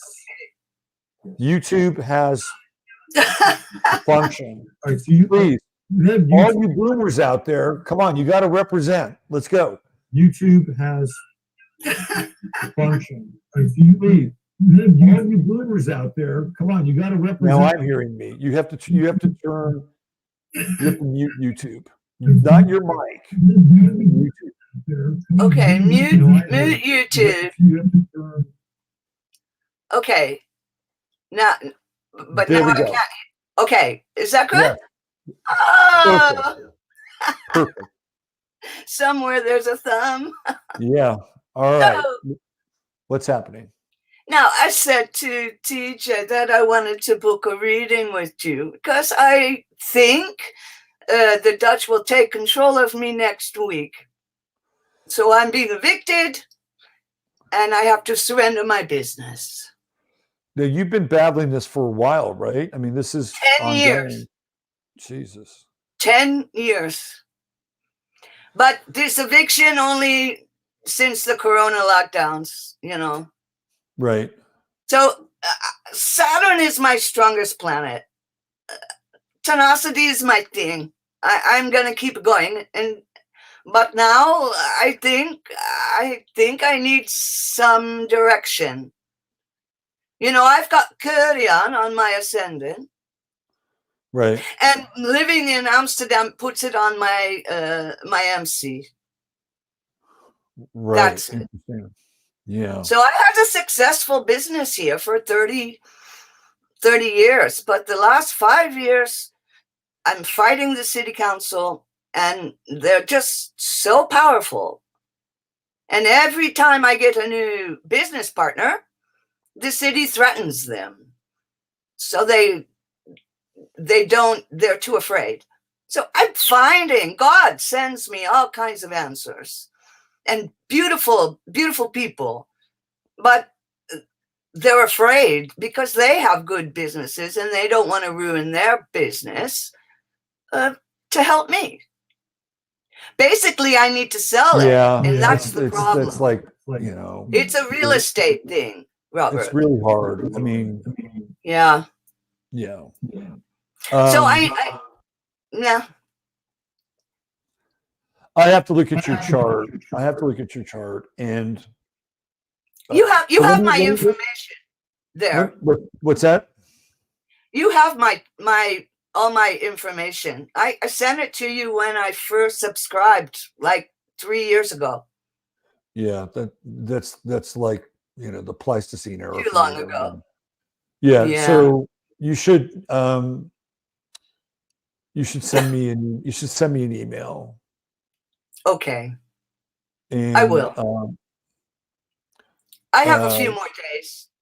Okay. So I've been making phone calls all week and trying to touch with other people who could help me. But today was my breaking because my cat's hungry. I ran out of food. Oh no. So that's getting down to, I mean, I don't want to go into a long diagnosis of your me also not, because I'm going to get emotional. Yeah. I'm just going to say, right, like sometimes, retreat is the best strategy. I know. Right. Sometimes. I think so. Yeah. Because even a winner knows when to quit, Yeah. So I'm at that point. Of course, if I do that, I won't be able to leave the country. And I won't have any chances via my business to improve anything. So now I had at least that. So when I give that up, it's what it is. It's huge, right? It I've seems like already given it to God. I have a beautiful guardian angel. I'm the luckiest woman on earth. I've been all over the world on my own, 33 countries. I never had a problem. So I know that the universe loves me, but I don't understand what's going on right now, what it wants from me. That's it. I'm sure there were people during the French Revolution that asked the same questions. Yes. And Yes. sometimes you just get caught up in cultural tides and forces that are beyond you, right? Yeah. And there may be some of that you're experiencing as well. Yeah. Let's see if we How can hook depressing. up. I don't want to depress everybody. I should tell a No, good I mean, it's life, right? This is life. You're having a life experience. Yep. And I don't think there's anybody that can't relate to some version of what your experience is. Yeah. Futility, coming to the end of your resources, exhaustion, trying to keep it all together, right? I don't think that's an uncommon story. Yeah. Well, I'm 64, so I should be looking for a nice retirement or, Yeah. I'm a punk rocker. I don't quit. I'm a Saturn child. I don't quit. So I haven't quit yet, but if I go through with the plan at the moment to give it all up to save my situation, my cat, then I don't really think that that's going to be a good thing. Maybe somebody in Europe can just Amazon you like a couple cases of cat food. Now, tomorrow I will go visit a friend and they have a cat and I'm going to score some food. She has treats and there was cat soup. She's an old cat. Yeah. So sometimes I give her soup, cat soup. She loves it. It's a treat. I've heard people do that. Yeah, no, I'm gonna take care of it. She's really fat too, so she has arthritis, and she doesn't like to see me depressed. It's depressing my cat. Yeah, it's bad when your cat's depressed. I can't have that. No. All right, so just reach out to me, and I will, Robert. I will. Thank you. We'll figure something out. Okay. Okay, I'll do that. Sorry, I want to think of a joke now, but I don't have one. Well, if you think of it, just put it in chat. Okay, I will. I should go get my cat, but okay, no problem. We'll be in touch. All right. Okay, Robert. Thank you. And hi, everybody. You never saw me before, so now you know who I am, what I look like. There you are. You look great. You look awesome. Thank you, Robert. Pippi Thanks, Longstocking. everybody. Thanks, TJ, who pushed me to hit the button because I didn't think it would TJ work. does that. TJ's there you go. An angel. Yeah. He's okay. a good man. Okay. All right. See ya. Bye. Gonna leave. All right. Okay. We got one more. Oh, there's Linda. There's Linda lurking back there. Julie came back in. Does Julie want another crack at this thing? Right now, we got Katie Barton. Hi, Katie Barton. Hi, how are you? Good. How are you? Good. This is Bo. Hi, Bo. Look at Bo. Oh, Paul. Good boy. I wanted to show you something, and I don't know if you make your exact birth time and stuff known to the public, but I wanted to see if I could get your birthday because I just started a new project. I'm wood burning my birth chart. Oh, that is so cool. Look at that. And I'm going to do custom ones, and then it goes inside of a wooden frame you can hang up. That is really cool. But if you share your, I don't know if you keep it private, but if No, it's I like, don't care. No, okay, I was born at 11:55 a.m. 11, let me grab a pen real quick. Hold on.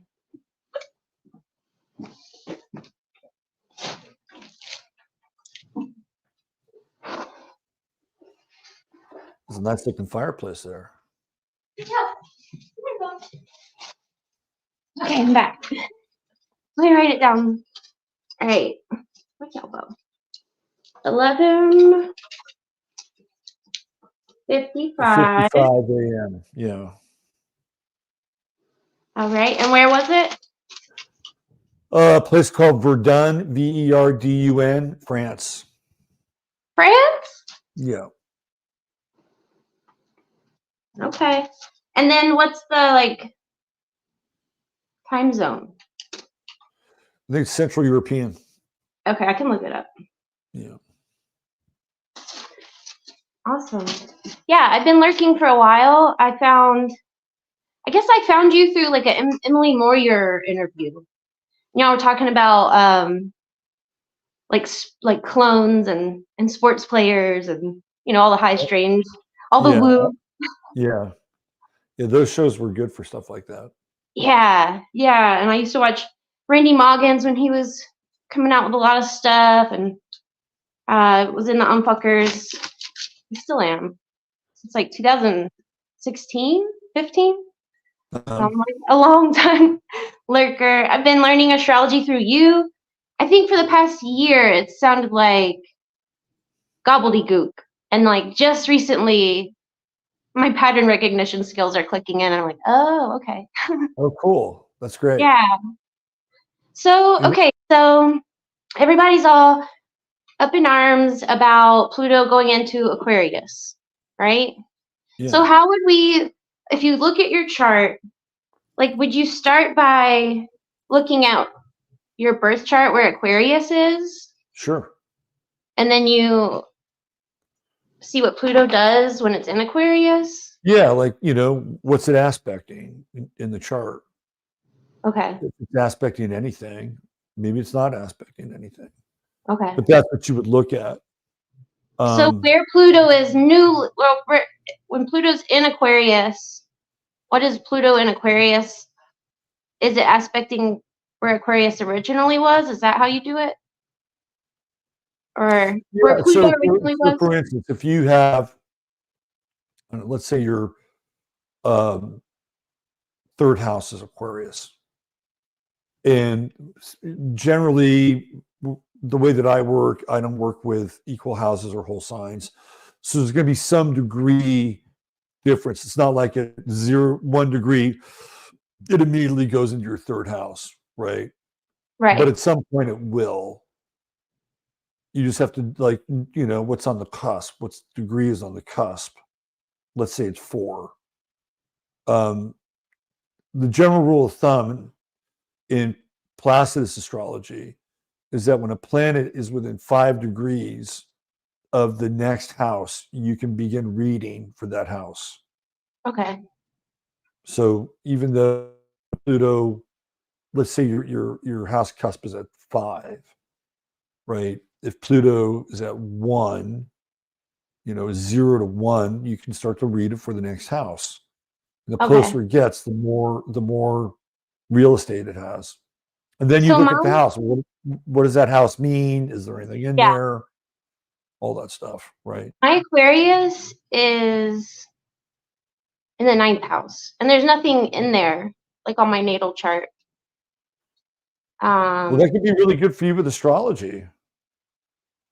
With astrology?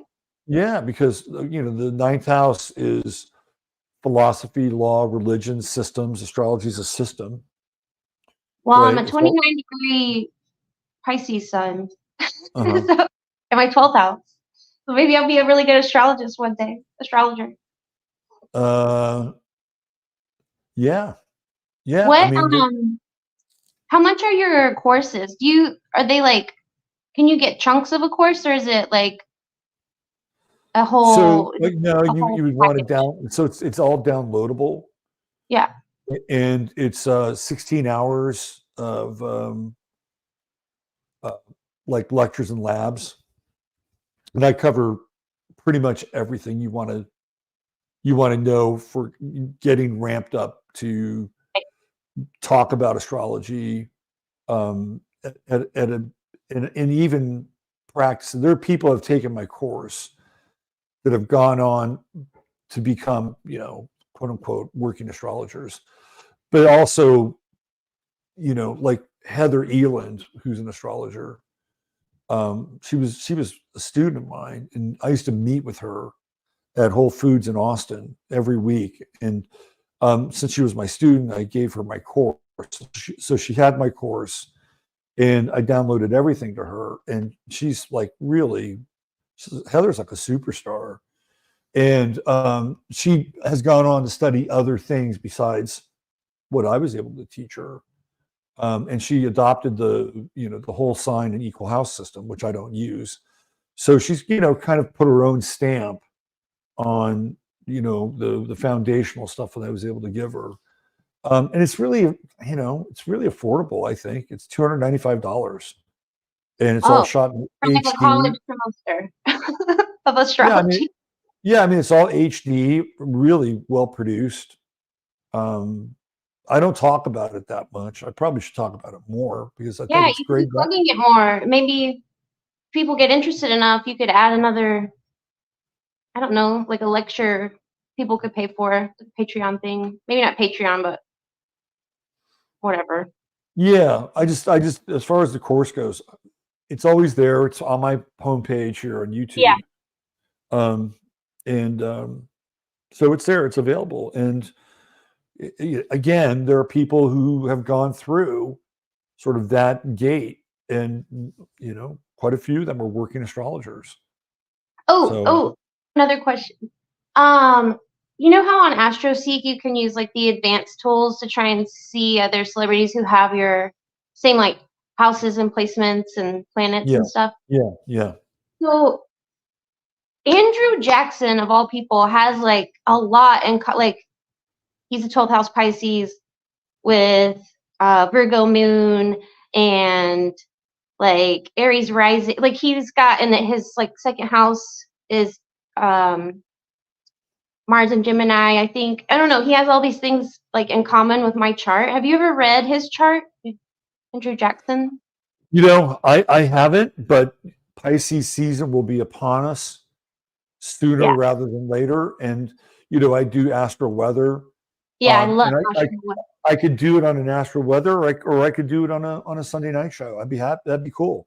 Yeah, heck yeah. That'd be a cool chart to dive into. Very controversial guy. Yeah. He did some things that weren't so good, and he did some things that were, interesting and good. Yeah. That's kind of like humanity. I can't wait. Like I'm a farmer and it's winter now. I'm in Connecticut, and I like also cook on a food truck, and it's again winter. So I have all this downtime right now. So I definitely want to look into getting your course. I'm like super stoked about it. I've been using ChatGPT a little bit, and it's hit or miss. You always have to like double check ChatGPT. Yeah. But at least you can ask enough questions for, like, for me, it's hard to use figure out what questions I'm asking or how to word it. And it'll be like, oh, you mean you're asking this? I'd be like, yeah, that's what I want. So interesting. Yeah. Yeah. So awesome. Yeah, I'll look into your course. When did you make it? When did you make that course? I think we did it in 2017. Oh, okay. It was a really interesting experience because the fellow who helped me make the course was renting a room from me in my apartment. So we kind of worked on this thing together, and Nice. And eventually he taught himself all these skills while he was doing the course, and so his chops just got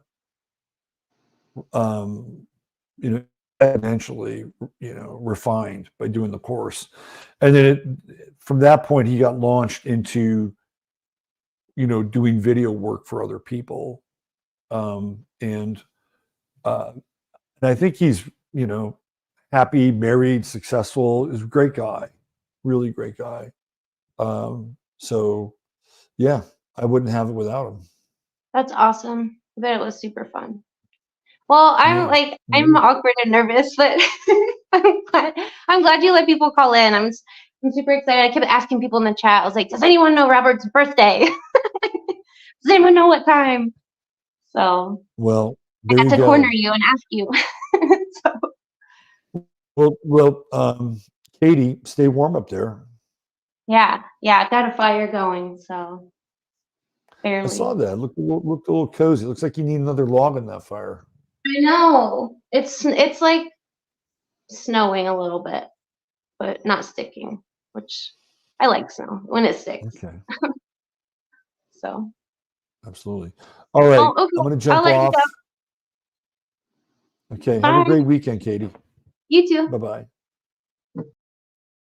Okay, Julie, you're back here. I figured it out. Boomer You figured it out. Okay. Yeah, I All right. apologize. Julie Uh, Costner, take two. Take two. Hey, first of all, I do have a bunch of cats. I have a bunch of feral cats. I live on an old farm and it's snowing, but my cats are in the barn and they're all warm. But Oh, good. I was like, I never was a cat person. I was always allergic to them, and then over time, I'm not now. So it's been a pleasure to get to Interesting. know cats because I'm a Leo, right? So Right. I'm getting Yeah. experience the kitty cats and all that. But I was gonna say about words. I'm into Danny Katz and Emily and Heather Elin too. I was like, I love her stuff. And so thank you for turning us on to all the cool things and all the cool people that you turn us on to.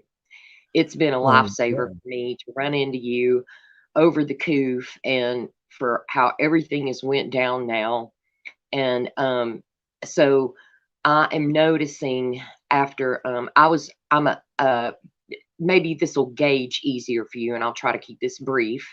Um, I'm an Aquarius rising at 7 degrees. I'm a Leo sun about 16 degrees with Jupiter conjunct that. Jupiter is behind my sun. It's at 15 and my sun's at 16. So, and I'm Libra moon at 8 degrees. And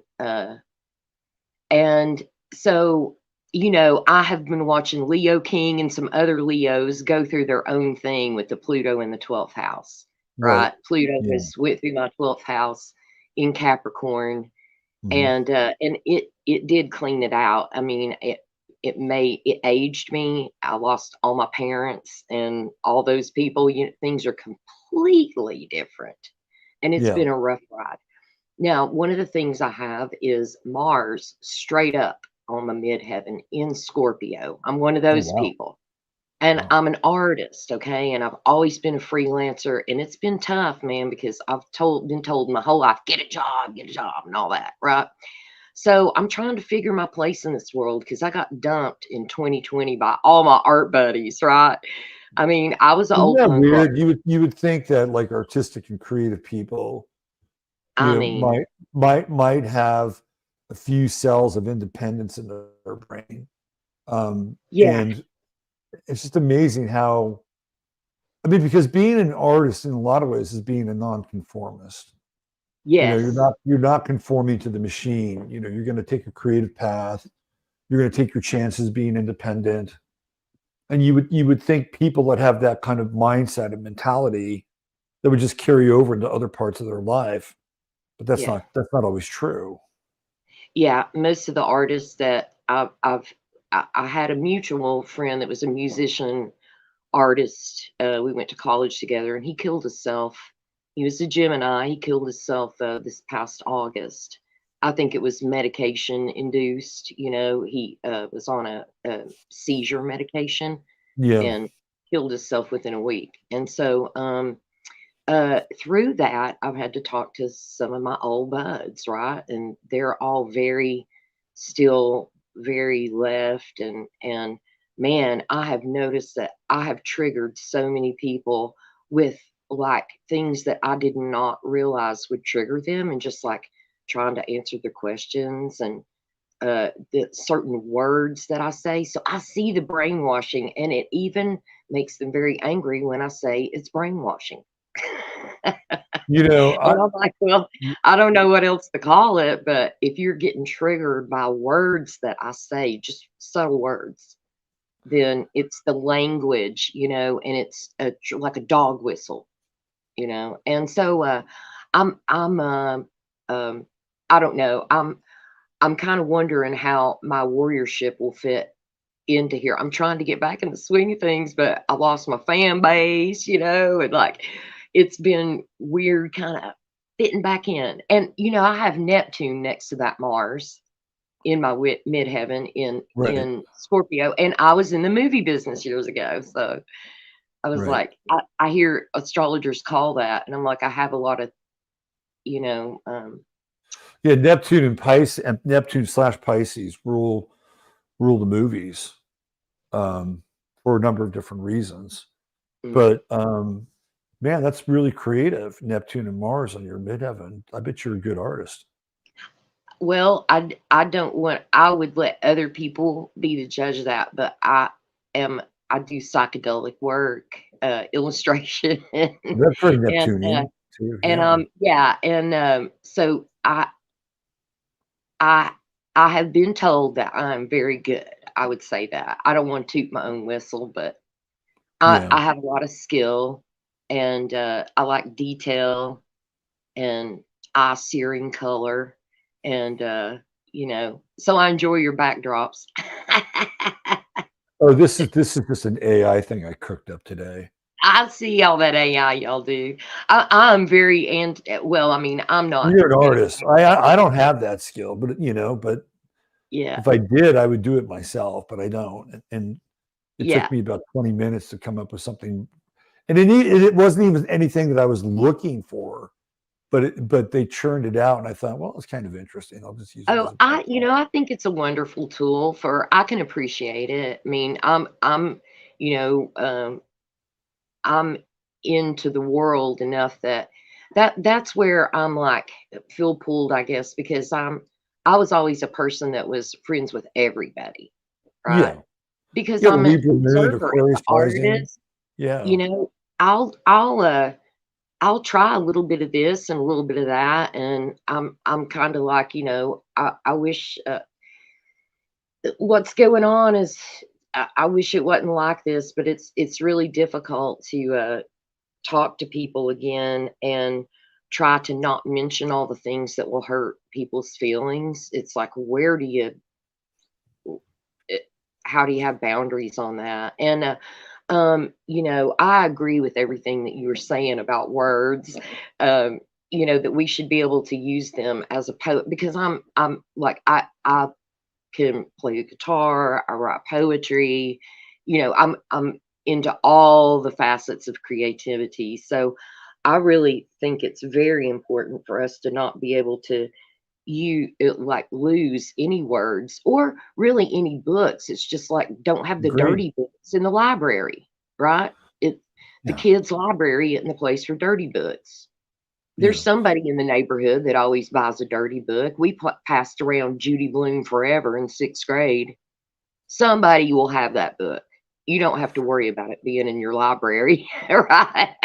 Well, I just, I think there's, the famous line that the Supreme Court judge or who ruled on pornography, and he said, I can't define it, but I know it when I see it. Right. And I just don't think that those books, which are incredibly explicit, I don't know if you've ever heard any of the language.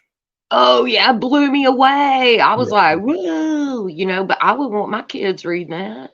Yeah, You're right. like, when you're an So, adult, you can do what you want, but when right. you're And living it's in my just, room, it's not age or culture appropriate. Mhm. You just need a new fan base.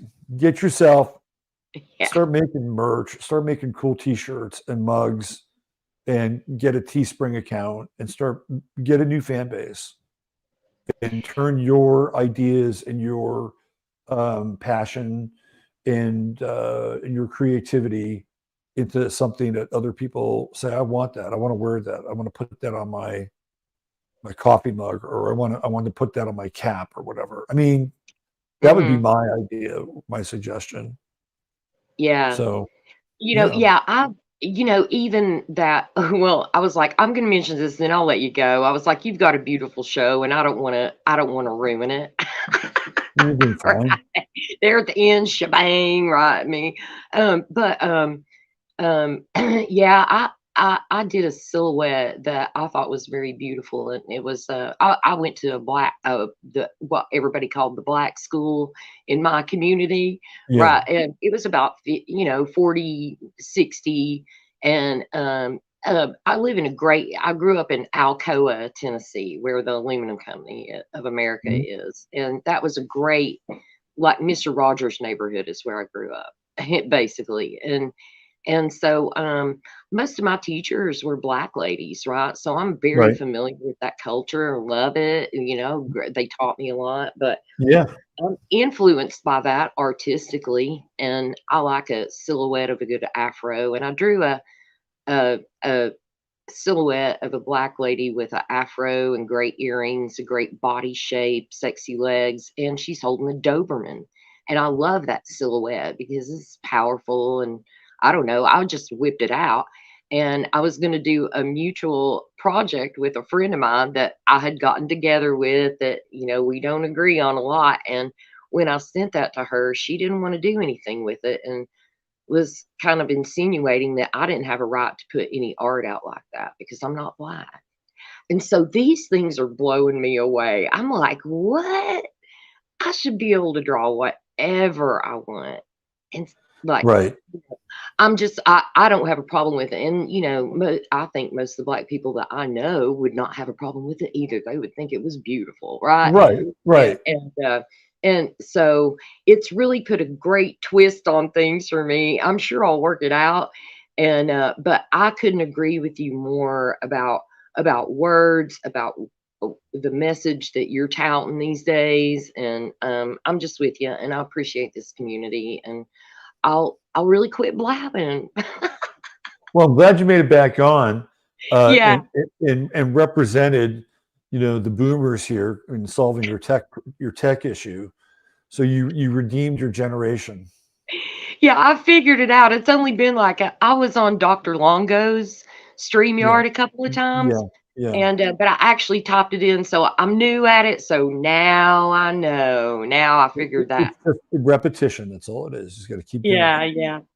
Okay, I appreciate it, Robert. Thank you so much. All right, Julie, you take care. Thanks for being here. Thank you, guys. Okay, so we have a special guest. Linda, calling Linda.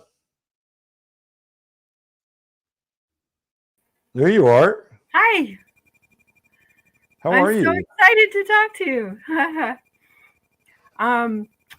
I bought 9 acres of pine trees in the Gulf Islands in BC, and I'm off grid, so I don't have a telephone. So I would never have been able to call you anyway.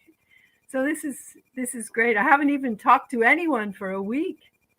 I'm very remote. So let's just kind of set the stage here. I think we've known each other 2010. 14 years now. Yes. And you and I have spent time kind of in a client astrologer relationship, but we've also talked and connected and have become friends over the years. And I'm looking at you, you haven't changed very much. I'm 73. Yeah, you look good. Yeah, I've never been so strong or fit in my life because I'm working on my own place, not working for the man anymore. Right. Well, that was kind of your apprenticeship, right? You had to kind of pay your dues a little bit, maybe. Well, I wouldn't have been able to do this if I hadn't done that. Right. Exactly. So are your daughters on the property? My daughter number 1, Chelsea, is my land partner.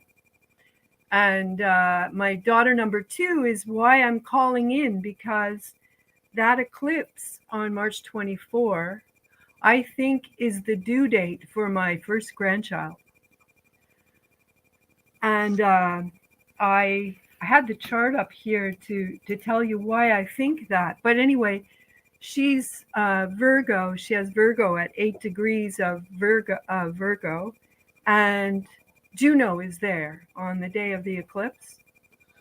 Wow. Jupiter is on my moon. The North Node is on Chelsea's moon. I mean, Are you using Placidus or are you using sidereal? I use Placidus, yes. Right. Okay. I mean, I don't think it would be right on the eclipse, but I've chosen that day because in my experience with families, there's always connections with the. Do you agree? Yeah, absolutely. Yeah. So with Jupiter on my moon, it really, in my 8th house, I mean, there's a lot of other connections too, but that's a big one. So are you concerned about the delivery, or where's your head at with it? Well, not really. I think it's going to be fast. I think it's so far it's very healthy, but it's very small. Her belly is very small. No health issues at all with it. But and she's never had can I say that word? She's never had any boink boinks in her whole life. No carjacks. Right. Carjacks. Yeah. And so, but her husband did go for it. So, there's that. But it feels good to me. It's going to be an Aries. And I'm guessing that to connect with Becky, this little girl will have a Virgo moon. But, it's just, I'm having fun conjecturing because I'm so excited. Where am I going to put the energy? Right. So this is your first grandchild? Is it your first grandchild? Yeah, it's my first. Yeah. Right. Well, congratulations. Yeah, thanks. Yeah. I knitted the Afghan back in 2016 while over the election. So that's all ready to go. Good. You're doing your grandmotherly duties already. Yeah. It's good. Yeah. Yeah. And also working on this place, which has been, I bought a little log cabin and moved it onto the land, jacked it up, and we've built another floor down below, which is has just, I mean, I have no money, but I have lots of land, big garden, great house, off grid. So Do you want some other people to join you there, or are you happy with your little nuclear unit? Well, I'm of two minds. Like I'd like to make it remunerative, and well, what we would really like to do is courses. One of the things, it's mostly, there's a lot of sand here, and we've been building with sandbags.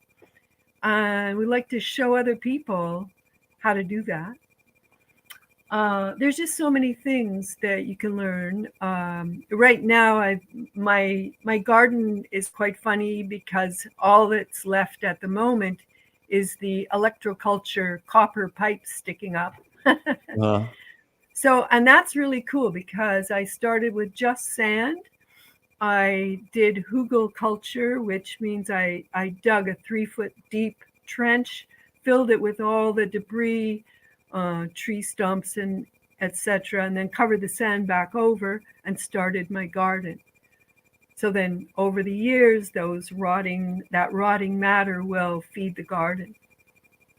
That Findhorn was pretty much built on sand. They were all on Findhorn Bay. when Oh, they yeah. when they had their bungalow. So they had to do a lot of soil remediation. Right. Yeah. Right. Well, it's taking a lot of horse shit, which I have to import. But I chose horses that I love. Well, that's And good. And you're a well, Sagittarius too, so that makes sense, right? yeah, yeah. I like the horses. I don't like riding them. Uh-huh. But anyway, So Linda introduced me to somebody by the name of Kevin. yes. And Kevin was somebody who was way ahead of his time. And had Kevin lived to be here with us today, he had these uncanny skills of decoding that were tremendous. And he was also a very nice guy. And I think I had him on my show maybe one time, maybe. Yeah. And then he came down with cancer, didn't he? Yeah. So young. Kevin McMahon. Kevin McMahon. But he managed to father a child, didn't he, before he went? Isn't that true? No. No. Okay. No. I No. thought I got my story mixed up. That would have been a nice story. No. But I wanted to say, yeah, so a lot of times people pass away. Yeah, too young. And we tend to forget. That's somebody that I just want to mention because he was such a genius and had an amazing depth for coding at a very high level. Right. And was just a really great guy. So I just wanted to bring him up and pay a little homage to Kevin. Another exchange we had was I wrote an article for your website. Oh yeah. My screen is freezing a bit, but because I was outing Kevin Annette as being a shill. And Kevin. Yeah. You recently had an interview with Beth Martins. Yep. For your Canadian listeners, she is so fantastic. Yeah. But anyway, she just recently had an interview with this very brilliant young man, and I'm sorry I can't remember his name, but it's her most recent interview. And he does a whole expose on Kevin Annette, which, yay, because it's been a pet peeve of mine that other YouTubers bring him on and tell him what a great guy he is, and he's cheating people. So Kevin Annette's claim to fame was that I think he outed kind of a child abuse ring amongst the Inuit or something like that. Wasn't that sort of how he came on the scene? Am I right about that? Yeah.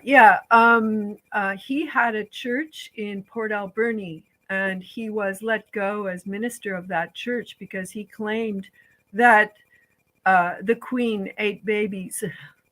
I mean, that's what he said.